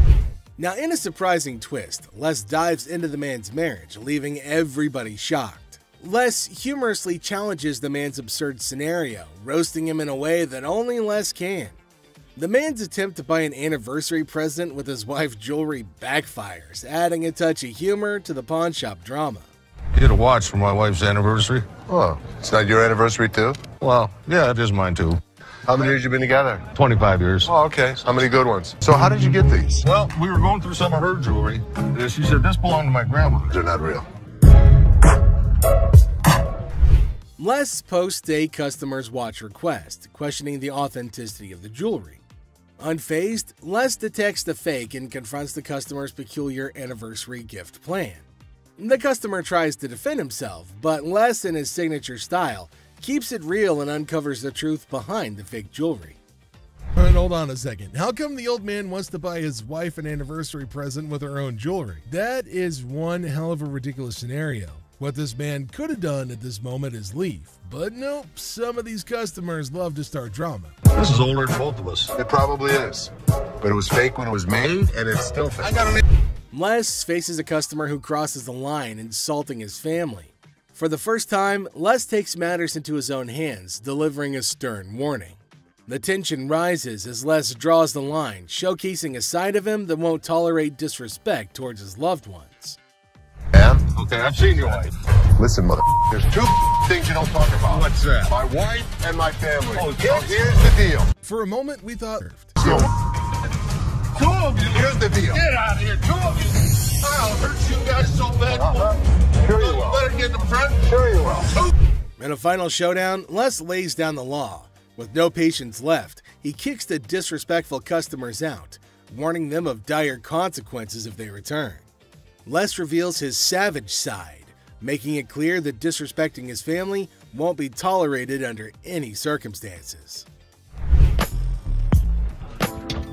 Hello, how are you doing today? I'm good. How are you, sir? That's good. I want to pawn this TV. I can go 100. Excuse me? So here's a guy who wants $400 on a $200 TV. What the is he thinking? People can help me move my stuff back in my mother's house. 100 is not going to do, sir. I need more than that. But I can't give you more. See, it's a used TV. A young man enters the pawn shop, seeking to pawn a TV for $400. Les, the owner, declines the initial offer and counteroffers $100. The guy, explaining his need to move back to his mom's house, expresses that $100 won't be sufficient for his situation. You know, I have to get away. You see this? He did this last night. What did he do to you last night? He beat me up last night. You clearly don't see that. See, you know what? You want to cause me to lose my mother temper. I try to give him the benefit of the doubt. I thought he had nice skin. He didn't have any bruises on him. I don't need to call security. You don't need to call them. What The guy made up a story about daily abuse from his roommate, seeking empathy to pawn the TV for his escape. Les remained skeptical, noting the absence of visible bruises, praising the boy's clear skin. What you gonna do? What, you from Africa? Oh, okay. Anyway, like I said, can you give me the 400 you paid? We sell them for $2. Where is my key? Les trying to find a middle ground. A tense situation arises as a black woman directs angry shouts at a guard. The guard, responding defensively, questions her, asking if he appears to be a butler in a moment of unexpected confrontation. Matters into her own hands, the woman starts leaving, dubbing the guards as Shrek on her way out. The situation takes an unexpected and humorous turn as she adds a touch of sass to her departure. Let's take a look at it. All right. I'm here with my man, and we got in a big argument, and he left me, so I need to get back home. He left you here? To Hawaii. Oh, really? Where about? Honolulu. Oh, okay. Got a ride from my cousin, so you gotta hurry up. There came a woman at Ashley's counter to sell her chain. Now Ashley's looking at her chain to see whether it's worthy enough or not. She's asking Ashley to hurry up as she has to leave earlier as her spouse has left her alone here. Really? Okay, how much did you need? I was just trying to knot this for you to be nice, but... $600. What up with that? I got this from one of my aunts in Africa. This is $600. Oh, do you know what it is? It's actually a Tahitian pearl. No, this is from Africa. This is an African pearl. Ashley asked her how much she wanted for her jewelry. Now the woman said $600, which is a lot more than Ashley was willing to spend, since Ashley said that it's not an African stone, but the woman was arguing that it was. 600. My ticket cost $600. That's how much I need. Do you have anything else? No. Excuse me? No. Ashley told her that they're not African pearls, so it's not worth $600, but far less. It was at this point that the woman started acting rude. Ashley got shocked at her stupidity and rude behavior. Eventually, she started behaving really bad as Ashley got angrier. What's gonna happen next?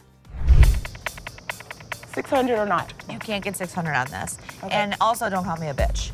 So you mean to tell me that this ain't worth a mother thing? That's not what I said. It could be worth something. Okay, can I get $5.99? No. Some kind of problem?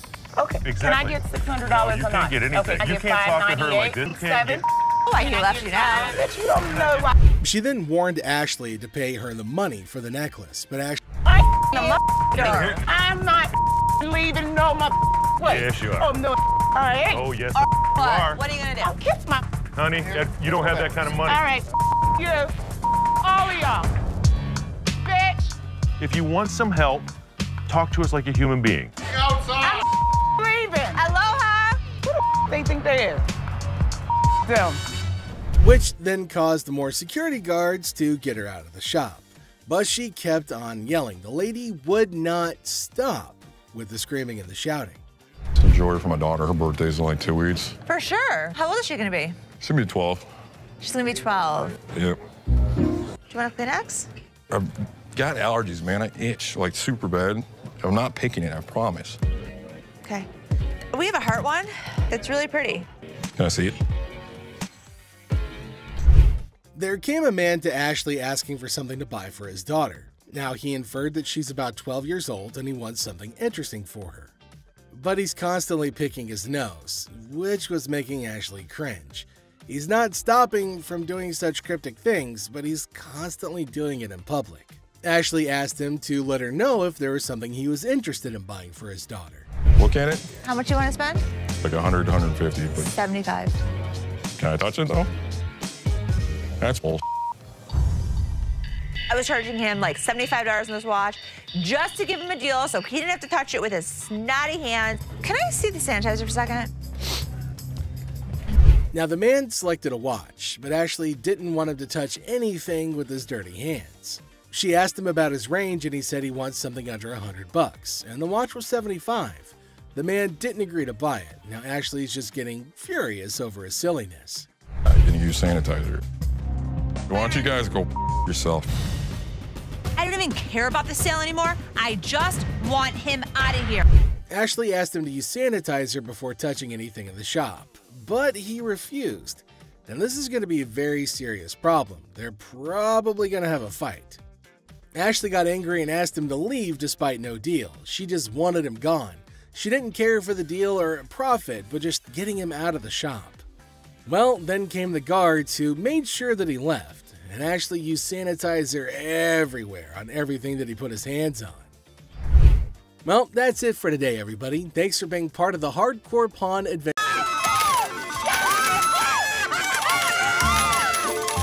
The earth is shaking. The ground is moving like... I designed all of my own clothes. Oh, so you make it yourself? Yep, I can make you one. No. Are your pants see-through? Yes, my pants are see-through. Were you looking down there? A mother and daughter who thought they had won big at a slot machine in the store, an aspiring singer trying to build her own fan base with the wrong crowd, and a guy who thought he could get a job when he just showed up for the first time. These are the biggest clowns on Hardcore Pawn. First up are these customers who found a piano in the store that caught their eye. They got a bit too invested in it and caused quite a ruckus. Ah, they got it, my baby. It's still here. You can get on that thing. What's up, everybody?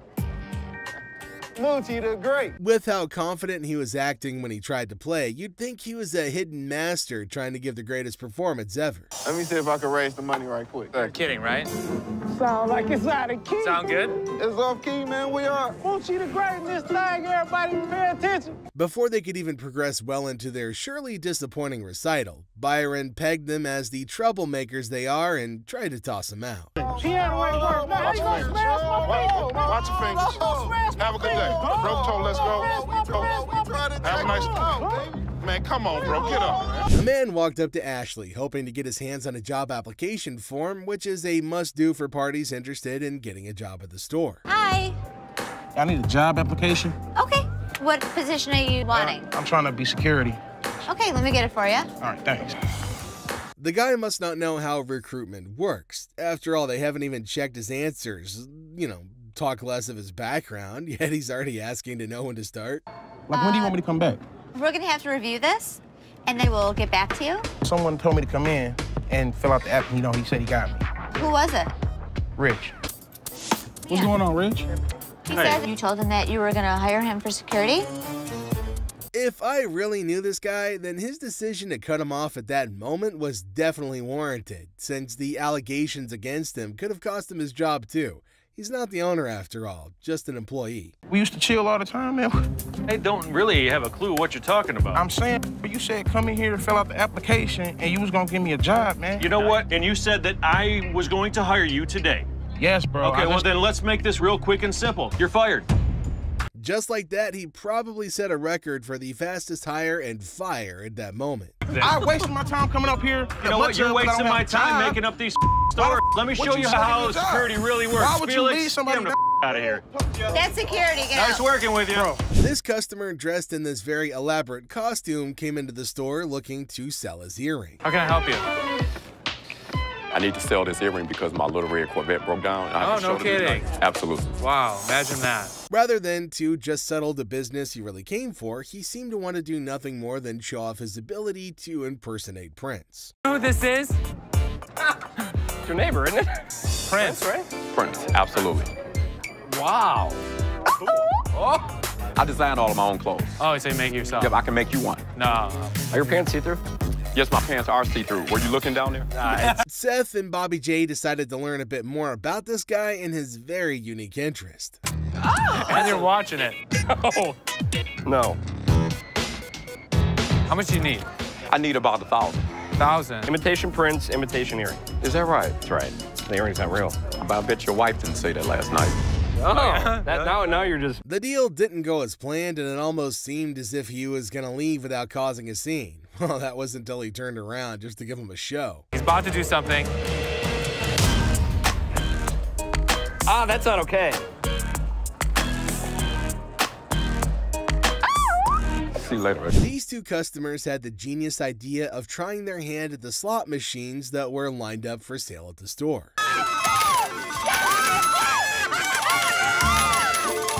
The earth is shaking. The ground is moving like... Seeing how happy they were at getting a win that isn't real, Seth had no other option than to come over to bust their bubble. I wonder how much that is. You got nothing. It's for sale. This is a toy. That's a toy. It's a toy. This is here for the customers to use. Well, you tell me where it says in English anything that you won, anything. It's just funny how they came to a pawn store to gamble. A pawn store of all places. That's the furthest thing you can get from a casino. You want to talk to the manager? You are. You're the manager? I'm the manager. Oh, nice. I'm not going to just say we're not going to get anything. You're not going to get anything. That's a really funny mother and daughter duo right there. They seemed to believe that they had rights to claim rewards and they were going to go through any length necessary to get them. No action of that kind's going to go down while Byron the Snuggle Bear is watching though. Come on!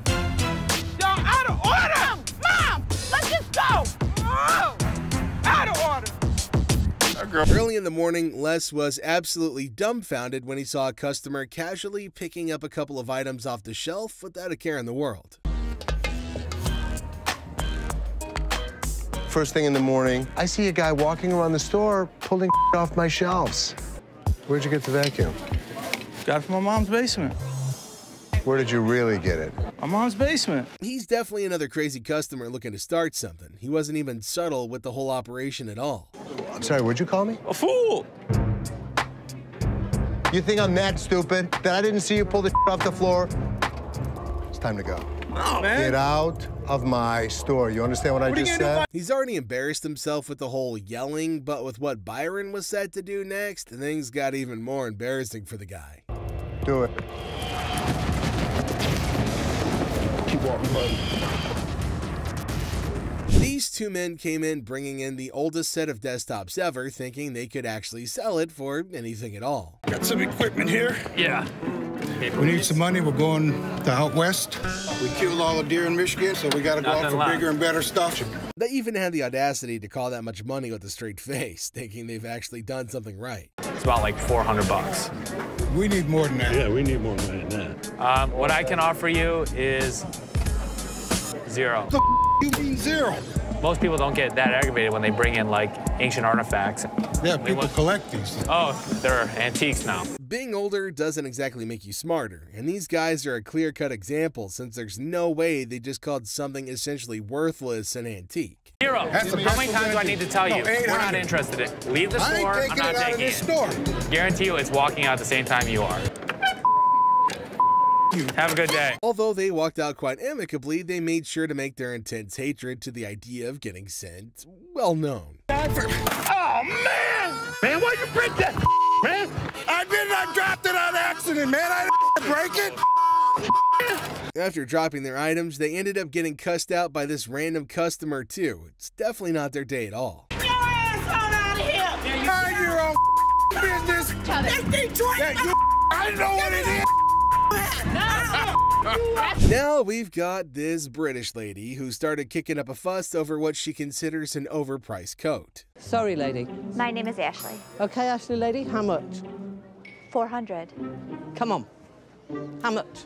$400. If she really wanted to get the coat for less than that, she should have just negotiated like normal people do instead of acting all snobbish. I've come into your store to buy a coat. I ain't come in this store for you to rip me off.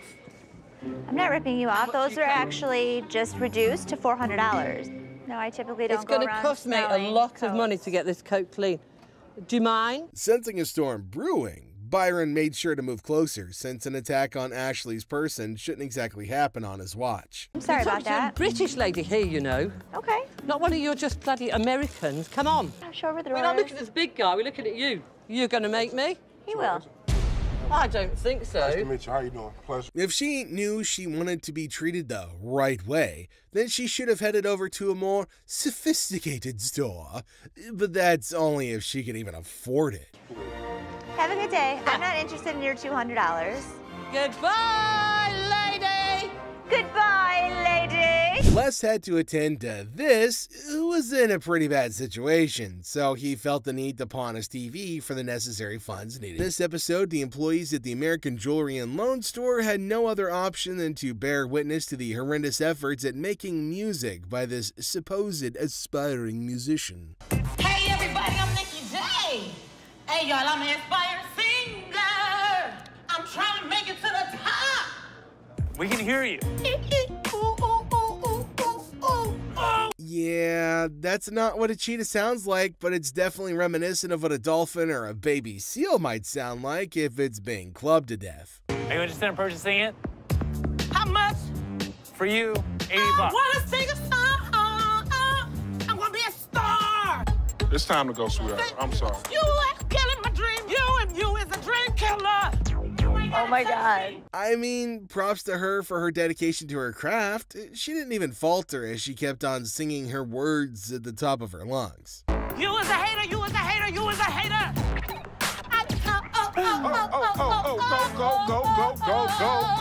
Go home. After giving her the precious attention that she was craving, they eventually got bored and decided not to humor her anymore. No.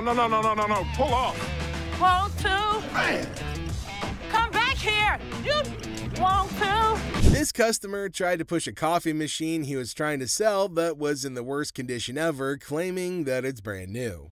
Bro, it's brand new, man. It's 40 bucks. I just need to go get a hotel, man. So it's brand new, right? Yeah, man, Okay. $40. Just give me 25, man. Brand new, still wrapped up in... The audacity to even claim it's brand new with the state it's in, that's just pretty crazy. He must have taken Seth for a fool.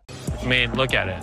It's beat up, it's furry, and where was this? Outside the dumpster? His urgency is of no concern to Seth, who just wants to get him out of the store using whatever means necessary, since there's no way he can successfully sell it at all. I'm trying to give you a good when you started screaming.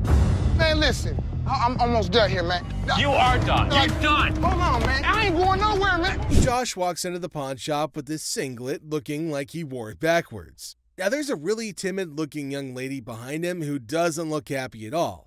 Well, that's none of Seth's business. All he's got to do is appraise the ring and get some money out of it. Clearly, the Thai guy doesn't get how the market works. I mean, we get that he's in desperate need of money, but the pawn shop's not going to give him a cent more than what his ring is worth. I'm Josh. Josh, nice to meet you. Yeah, I got 2 rings here. I got from my neighbor. I bought from her. Okay. I'd like to get them checked out. Why do you need the money? I need to pay my court fees. I got a DUI, crashed my car. Well, her car. I took her car with a couple friends. Things become awkward when Josh can't stop shutting his girlfriend up. Like, this dude is just a teen and he's got this kind of an attitude. What's going to become of him when he grows up to be a man? Perhaps he might then go physical with women. Honestly, this is ridiculous. Like, he's at fault for smashing the car, and yet he can't stop running his mouth. Tell him what it is. No, don't tell me what to do. Stop talking. Stand behind me. Whoa. What? What's the problem? Tell her to stand behind me. This overinflated ego giant sack of crap is gonna need some disciplining. He isn't even grown, for Christ's sake.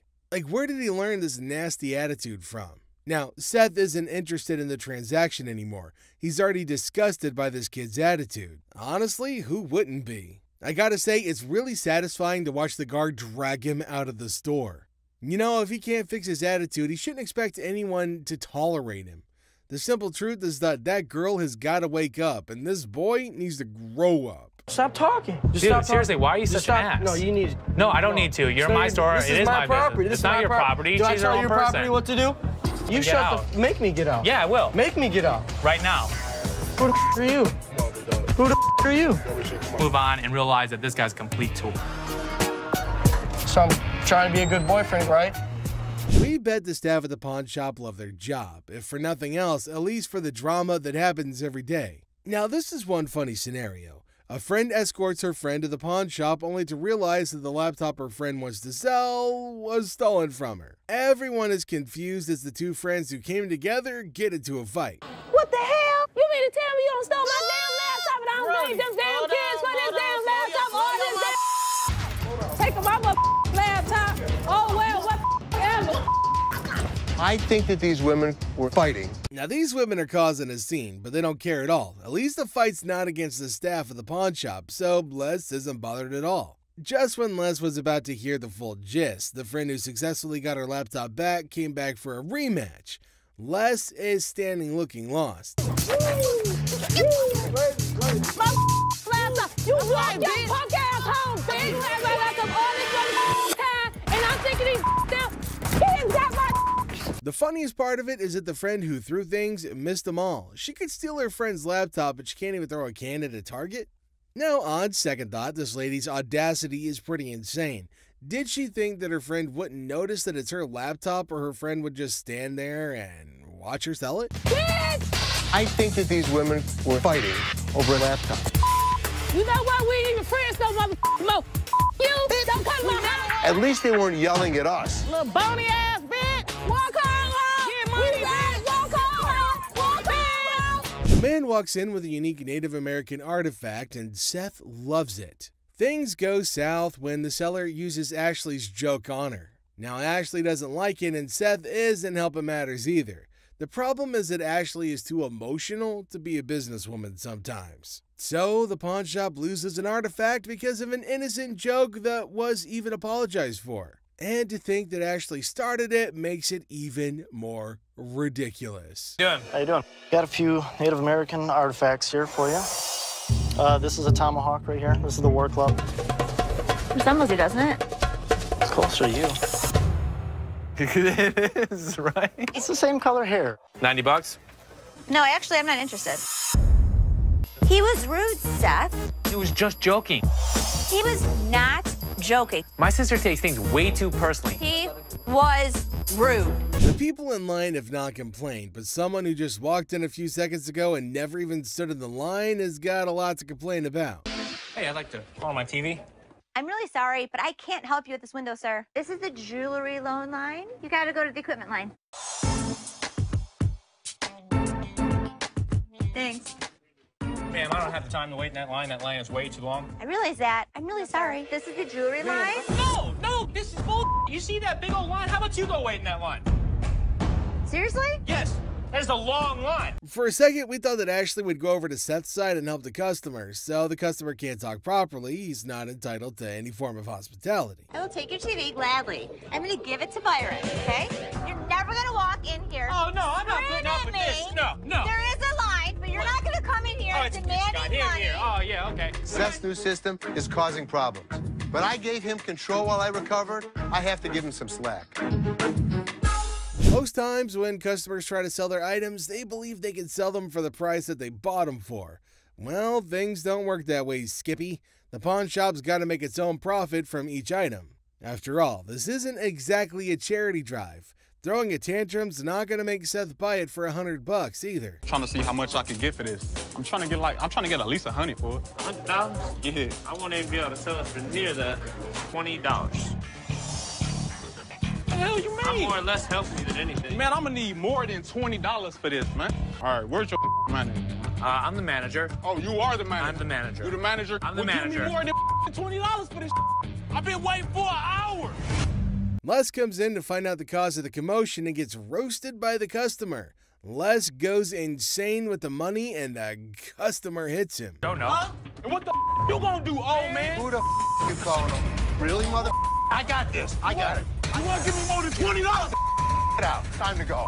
I got a guy out there screaming and yelling at me because Was that of something something new? you did. Your system does not work, Seth. I've been watching this go down all day. Ashley and Seth are definitely not ready to be in charge yet. And at this rate, they may never be ready. Why do these guys think they're entitled to money from the pawn shop? Like, there's no law that forces the pawn shop to buy an item from them. I'm just looking for a couple dollars, you know what I'm saying? To be honest, I don't think we're gonna take them, brother. You say what? We're not interested. You know it's outdated. You got Pop standing behind me. What's up with that? Nothing. It's causing a scene, so. Y'all about to rush me or something? I mean, you too close anyway, homie. You too close. You steady getting close. How about that? Come on now, this is a really outdated television. Does she think that this is a historical artifact or something? Like, the audacity to even bring it along to the pawn shop is crazy. Hey, yo, man, carry my out then. Y'all want to do like that? Y'all surrounding me around this mother. I mean, what's up with that? Don't be ever throwing the at me. You understand that? You understand that, man?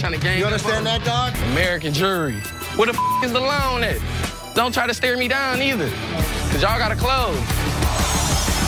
This mother thought he was a badass. As you can see, I'm a badass.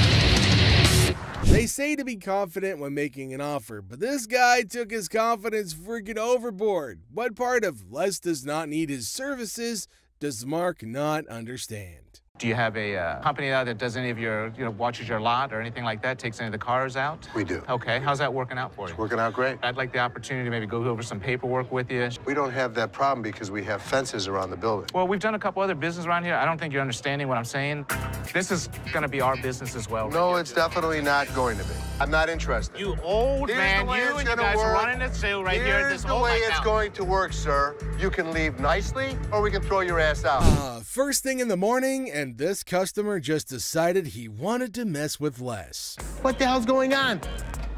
Hey, man, I need some money. I got kicked out. My mama kicked me out last night. Les saw him when he picked up all those items before bringing it over to meet, so he definitely thinks he could take Les for a fool. Where did you really get it? My mom's basement. Tell me where you really got the vacuum. My mom's basement, man. Where do you think I got it from, fool? With how bold this guy's being, even going as far as insulting him, Les couldn't help but get even more furious than he already was. You think I'm that stupid that I didn't see you pull the off the floor? You, what are you gonna do? What are you gonna do about it, bald-headed? It's hard to believe Les actually let him stay that long. Normally, his security personnel would have yeeted the piece of crap out on the lot. Get out of my store. You understand what I just said? What are you gonna do if I don't? Do it. Keep walking, buddy. Well, he screwed around and he found out the hard way. Bet he's not gonna think about doing that again anytime soon. You start stealing stuff from my store, it's time for your ass to be thrown up.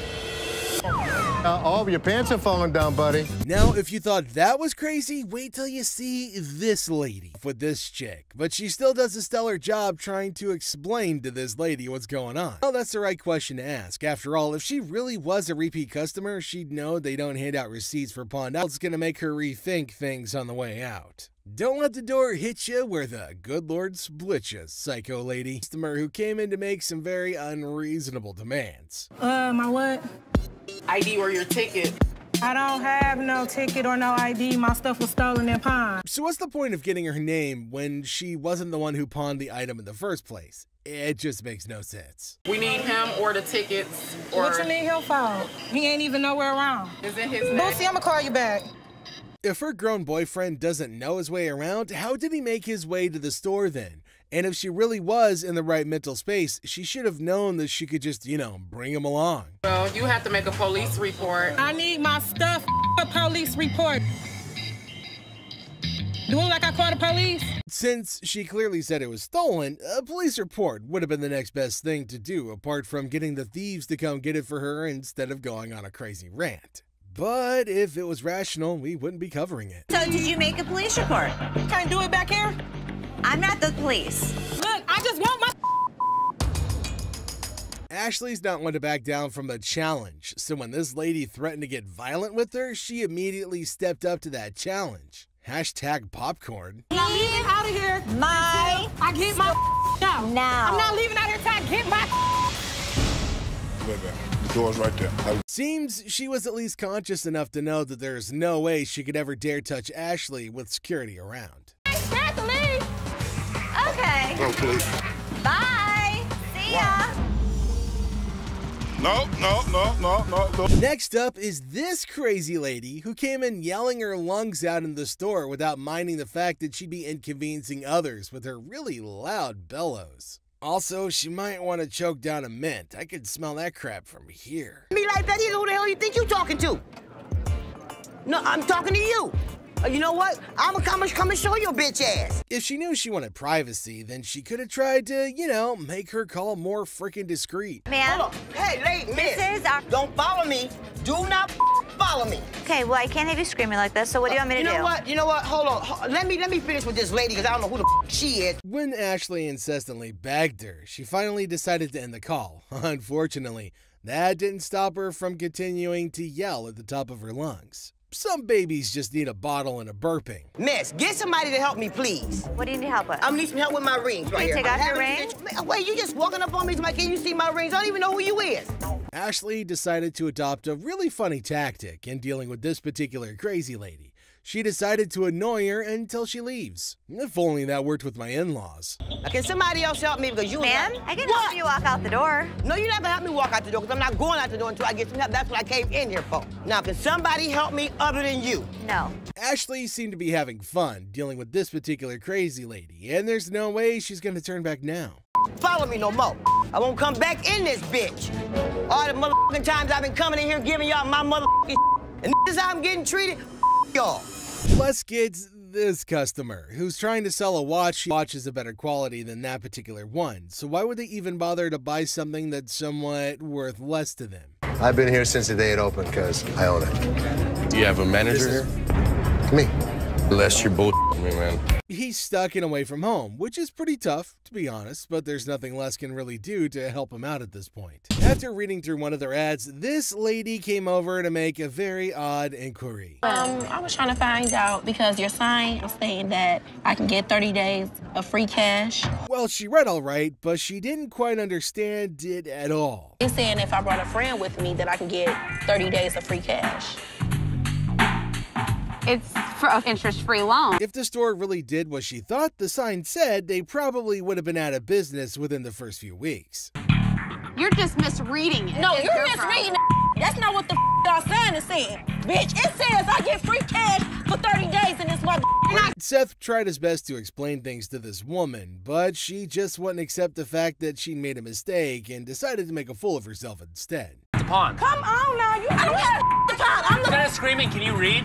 Read what it says. Read my I can read. I can read. People was waiting to get in Pretty vexed by this woman who's been holding up the line with her nonsense, a customer decided to jump in to fight her. I don't know you, bitch. People don't get on your ass. You got to know you. I come up here.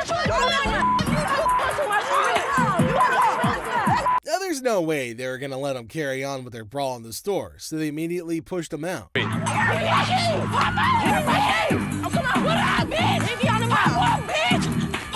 They really wanted to go at it, so we let them go at it in the parking lot for a little minute. This customer came in hoping to pawn his rosary, claiming it was an antique. It's been passed down from generation to generation to generation. Now it's mine, and I'm trying to put you in the game with this crystal. Just because it's old doesn't make it a really valuable item, but it seems this man doesn't want to acknowledge that at all. So, how much can I get? Well, you can't get anything. 'Cause it's not diamonds, it's not gold, it's just crystals. Honestly, I think Les has said all there is that needs to be said, but we'll just have to, make things clear. He's got no other choice than to repeat himself. How much would you pawn this for? I won't take that in pawn because we only take precious metal. Well, this is precious. To you. To me. With his demeanor through this whole thing, it's pretty clear at this point that this guy's gonna be trouble. Work something out, man. No, I can't take it. I'm sorry. But I think you need to work something out with me, man. Trying to strong-arm the poor guy isn't exactly the right way to conduct business. Tell him it's antique, man. Nope, it's not antique, bro. I don't want to talk. Me and you. No deal. Deal. No deal. He's been introduced to the antique expert. Now it's time for the antique expert to introduce him to the door once again. Let's talk about it on the way out the door. Hey, hold on, man. Hold on, brother. Hold on, man. Hold on. I can leave on my own. Hey. This customer is saying something about a gift and pay off the interest on an item she's pawned earlier, even though it was way past the due date. How are you? I don't know. I'm about to see. Okay, so you want to pay off your interest today? Yeah. From how snappy she was being, it was only natural she'd eventually end up on Ashley's bad side. I owe. Okay, you owe $50.60. How much? $50.60. Where the that come from? The moment Ashley told her how much she owed, she went on a very huge rant in a fit of rage. I owe $50 for actually, my ass. I didn't know somebody that age knew so many swear words. Like, it was just, wow. She's speaking so fast that it's really tough to understand what she's trying to say at all. It's like nobody understands the words coming out of her mouth. Getting riled up and screaming spooks me out. Okay, well, let's catch up again. Spook that job. Yes, spook that job. What can I say? Ashley tried to be as patient as possible with her, which is a first if you're new to the show. It's called Yiddish. What the is a Yiddish? Yiddish with a Y. Well, I understand that either. I understand Ethiopian. How about that? The customer would eventually wear her patience thin with her obnoxious attitude. You can pay after interest. Actually, you have three. You can pay after interest. First it was one. First it was two. Now it's three. Can you please make up your damn mind and tell me what the I got to do? Just like she's always done, Ashley decided to screech her answers back in an attempt to match your energy, since her previous attempts didn't really get very far. Okay, then go pay $50.60 and come back when you want to. Where the is your boss at? I'm the boss. Now what? Looking a bit worse for wear, this customer brought in a set of fur coats. I'm good. How are you? Well, actually, I got bills to pay. I'm trying to get rid of some things. So how much money do you need? I need about $415. So $415? Even without being a professional, it's pretty clear to see that these coats are not made from real fur, to speak less of being made of lamb. This isn't lamb. That is lamb. That's not lamb. What is that in? That's lamb, honey. That's not real fur. I'm not gonna take that. There's no way she's gonna be walking away with what she thought she would, or anything at all for that matter. This is Ashley that we're talking about, and she hasn't taken a fancy to even one of the coats. I'll take this one. $40. Who? $40. 4D? Are you serious? No, you're not serious. She was trying to milk as much as she could off of that one deal, but Ashley is dead set on her offer. Okay, give me $80. Come on. I can't. Sure you can.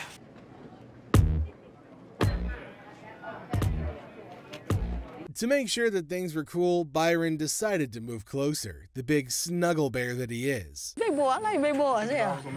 You gonna climb up on you, huh? Yep. I say. Ooh, don't get scared now. Come on, Red Ride. What's your baby? Who's that? Of all the customers he's met, this lady's probably the first one who's walked out of the store in a very jovial mood. Come on, keep your eyes on prize. Yeah, baby. Took it. Yeah, Daddy. This customer was trying to sell a piece of jewelry that didn't exactly hit the specific weight to make him eligible to get the amount that he wanted to sell it for. It doesn't weigh enough for us to take it. Ain't no gravity in my... That's a pretty bold request that he's made, especially to an employee of said store. He wants me to take my jewelry off and put it with his so I can give him more than $5. $5. I'm sorry. That's all we can go. We're just not interested. $5. We're not interested. Before he can hold everyone else up, Les manages to get him away from the window. Thank you. So I can't get nothing for it? Nah. Ain't nothing gonna work? We're not interested. Ain't nothing go with it. I don't know what else you got to go with it. I ain't got nothing to go with. I'm asking y'all for something to go with it. Instead of just getting out of the store after all their business is over, this man decided to take a seat in one of the chairs in the store, which is a big no-no. No, he can go. I can't get a little bit from that. Hold on, man. Since he was being quite irrational, they decided to carry him out of the store, screaming and kicking. Can't get one. That's good. That's good. Let's go up the game. Seth is used to loud and rude customers, but this is the first time a customer tries to flirt with him. It throws Seth off balance for a second, but he proves that he's a businessman to the bone. What's your name again? I'm Seth. Oh, you cute. Yeah. Focus. Let me see your ring. Are you married? I'm good. That mean you're married? I'm good. Seth gives the woman his offer for her items, and she replies with an interesting counteroffer. Neither Seth nor Rich are willing to take up her offer, but Seth might know someone who will at least consider it. You want to taste it, Rich? I'm good. Rich, you just offered. Dude, listen, I wouldn't move in on your action. Hey, Rick. Would you suck on that pacifier for $20? Rick reluctantly rejects the earlier offer, but Seth raises the stakes and makes an offer his employee can't resist. Everyone enjoyed that, even Rick, especially Rick. I'll buy you lunch for the week.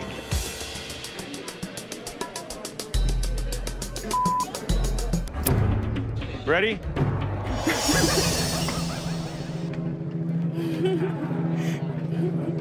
Seth closes a deal with the pacifier-sucking lady, and we can all agree that he made the best of the deal in every way. Would you suck it for $20? So $300. Sure. You want to do it?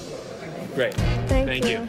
For $300, she got a good deal and we got a good deal. This customer walks in with Travisky crystals. Seth has no idea what the hell these crystals are, but he knows what this woman has is not real. My grandmother gave me that ring before she passed away, and she told me that they were Travisky crystals. I'm not interested in your crystals. No, I'm not going anywhere until you give me some money for my crystals. Do you not understand English? The crystals may be fake, but not everything about this lady is fake, and she does her best to make that point to Seth. Me, personally, I'd rather buy a Kyber crystal. Something that's real. Really? These right here, they're real. They're real. Can I get some money for those? Are you gonna, what? All this fake ass. You don't know no crystals when you see a mother. You. Have you ever seen a devil walk into a pawn shop? If you haven't, then you're in luck. The next customer to walk in claims that he's the overlord of hell. Seth. They call me the devil. That's some freaky there, boy, let me tell you. Yeah, he was a devil. Sure he was. Les doesn't care if this man is a 2,000-year-old fallen angel. The pawn shop owner is going to make a deal with the devil if he can make some profit from it. How long did it take you to get all these tattoos? Probably 2,000 years. How old are you? 2,500 years old. Tell me what you give me. The merchandise is worth scrap value. I could have gotten $650 for this stuff. I'll take $650. I can't give it to you. Sorry. Two old men come into the store looking to sell a computer that could go for a lot of money, if they sold it in 1997. We need some money. We're going to out west. We killed all the deer in Michigan, so we got to go out for bigger and better stuff. Most people don't get that aggravated when they bring in, like, ancient artifacts. Yeah, people collect these. Oh, they're antiques now. Both men don't want to leave without any money, but one look at security changes their mind. But that doesn't stop them from stringing along a list of profanities at Les and Seth. 0. How many times do I need to tell you? We're not interested in it. Leave the store. I'm not taking it. Have a good day. Usually things calm down once the noisy customers are thrown out, but this time it gets even more chaotic. We're even treated to an unexpected showdown. I did not drop it on accident, man. I didn't break it. I thought it was you, man. Oh, that's good. Two men come into the store and make the weirdest purchases. While Les is happy to make sales, his curiosity gets the better of him. You certainly won't believe what these men want with these items. I was looking at the chainsaws over here. We have chainsaws. Can you make us a deal on both of them? Sure I can. So what's all this stuff for? Home defense. What? Is that what The zombie apocalypse is coming. Where other people see weird men, Les sees dollar bills. The veteran pawn shop owner goes into full salesman mode and makes even more profit from the hardcore zombie killers. Zombie apocalypse? But you know what? As long as they were buying, I'll listen to any bullshit they have to throw at me. Thank you very much. I'll have my guys write you up. I think we got a pretty good zombie kit today. Got us some chainsaws. Man gets loud enough that he needs to be escorted off the property by security. But before he can leave, he makes a heartfelt request. The next customer comes in. He doesn't want anything from the store, but he wants something similar to what the last guy wanted. This leaves Ashley quite confused. You know what, Rich? You, get out of the store. Thank you. Seriously? You just came right in the middle of my sale like that? We sold it, right? That's right. That's what matters. Yes, it does. I cannot wait till Uncle Les comes back. Well, ask one more time. Did you say get out of my way, you bitch? I told him to be a long bitch. Get the real line. Told everybody, the next person that up is gonna be fired. You put me in a position that you were the next to go. What do you mean? Couple little screw-ups, and all of a sudden now you're contemplating on letting me go? There weren't little screw-ups, Rich. Compared to what I've done for you for 25 freaking years? If I don't go forward with the things that I threatened everybody with, nobody will take my word for anything. And you even gave him the chance to have the opportunity to come back. How many chances can you give this guy? Brian, can you give me a minute? Absolutely. How many chances can I give this guy? Ashley, how many chances can I give you? Me? You. Trying to settle a complaint of the use of abusive terms in the workplace, Les calls for Tony in an attempt to investigate. Sit down, please. Yes. It's been brought to my attention that you have told Linda to get away from me, you bitch. Prove it. I ain't did nothing. Les is pissed with the gutsy move Tony pulled when he refuses to speak the truth, asking for proof instead. Tell me the truth. I did nothing but sold it, coat to a customer of mine. Les tries to make Tony confess by taking what he considers a softer approach. Tell me the truth and you'll be okay. It don't matter. I'm gonna lose anyway. What's the difference to me? Whatever y'all gonna do, man. What kind of attitude you got with me? It ain't you. Come on, man. You know what I'm going through out here. You know what she's doing on purpose. Do I give a as long as you make the sales? I make the sale. After trying one last time, Les manages to get a confession out of Tony. Well, ask one more time. Did you say get out of my way, you bitch? I told him to be a long bitch. Get the real line. Since he confirmed he did violate the rules, Tony bags himself a suspension. All right. See you Saturday. Maybe. Although he successfully delivered punishment to Tony, Les failed as a boss when he refused to try to know what could have led to the issue. How many chances can I give this guy? Ashley, how many chances can I give you? Me? You.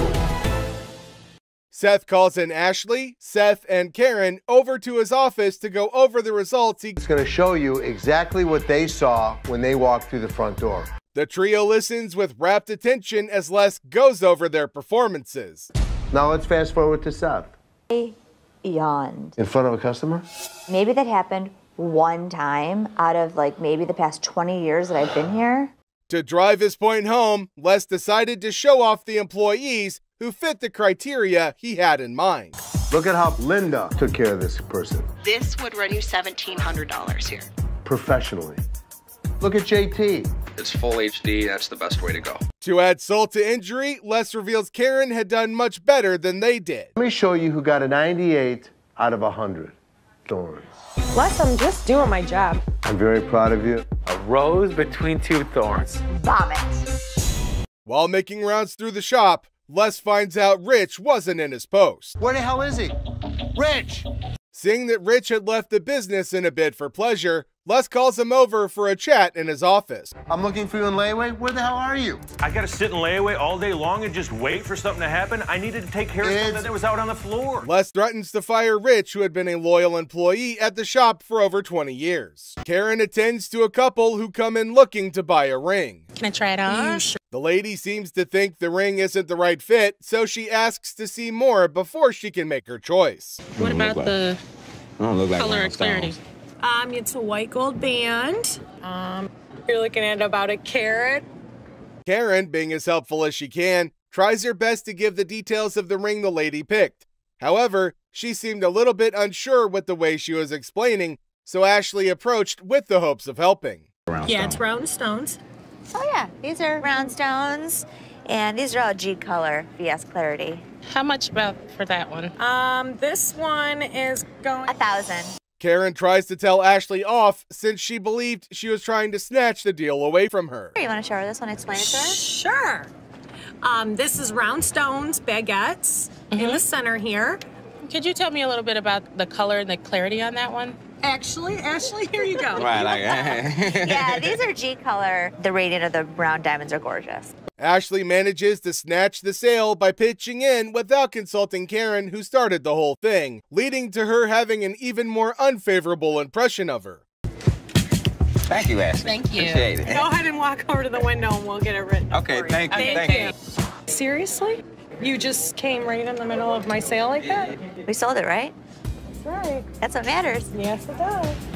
The conversation starts normally enough. You might even call it pleasant.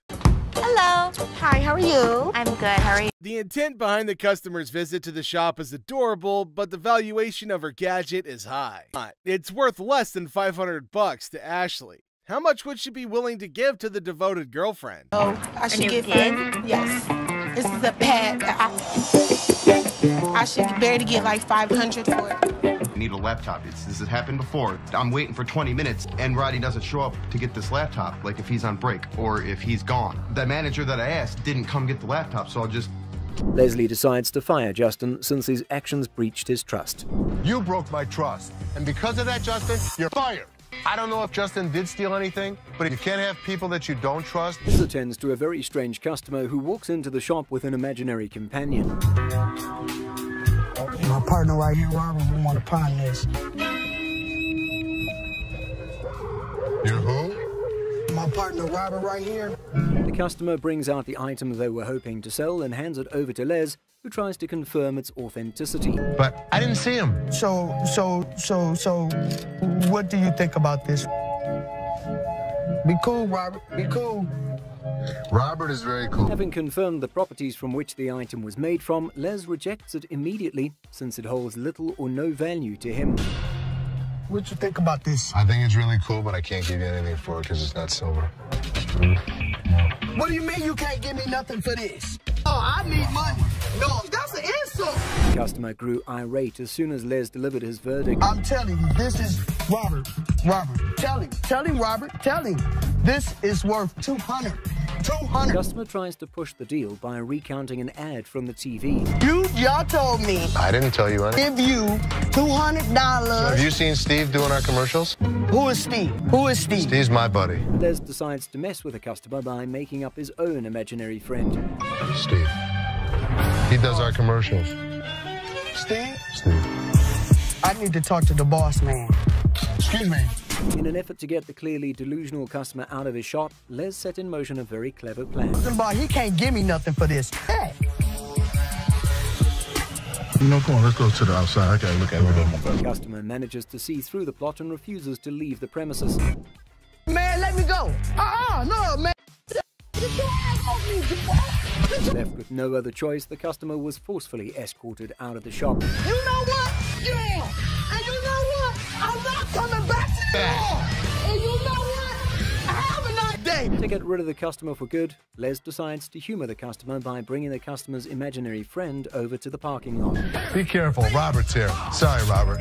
I got him for you. Oh, you got Robert for me? Here you go, here you go. Yeah. Thank you, because I went off and left him. Here you go. I'm not coming back no more to your damn store. A man walks into the shop with hopes of trading in his faulty phone for another. Hey, what's up, dog? How you doing? I just got this phone that I bought here like 2-3 days ago, and that... Did you download a camera function? No, it clearly got a camera. Why would I have to download it? Just asking. The customer reveals he didn't bring a receipt with him, a very fatal mistake. Receipt? Just get me enough. That's all I'm asking for. As soon as you give me that receipt, I can see what I can do for you. So Clearly, I have to tell you fix this, that or... without the receipt, there's nothing I can do for you. And getting... Somebody. Rich tries to turn the man away. However, he remains unrelenting. Yeah, you did, cuz. What kind of phone is it? It's an iPhone, clearly. Yeah, but we haven't had one of those out for sale since I've been here in 6 months. I mean, I just seen you in 2 weeks. The customer tried to point out the employee who sold him the phone. However, he outed himself as a liar when he made mention of a time frame different from the one he called out earlier. Buy that from us.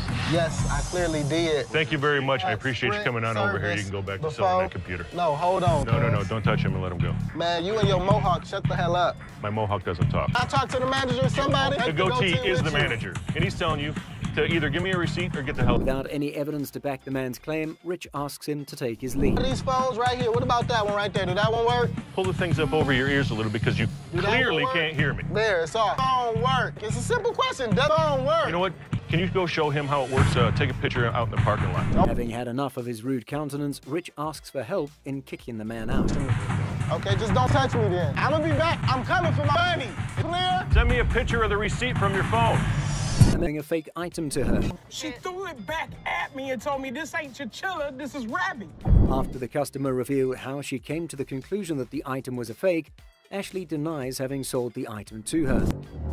To confirm if she really bought the item from the shop, Ashley asks for a receipt. However, the woman maintains a confrontational stance. Byron tried to escort the woman out of the shop before the situation got worse. Into the shop, heading over to the redemption section of the shop to reclaim a ring they'd allegedly bought. That's my ticket, and I found my ring. Les decides to head over to confront the woman who had taken to harassing his employee when she failed to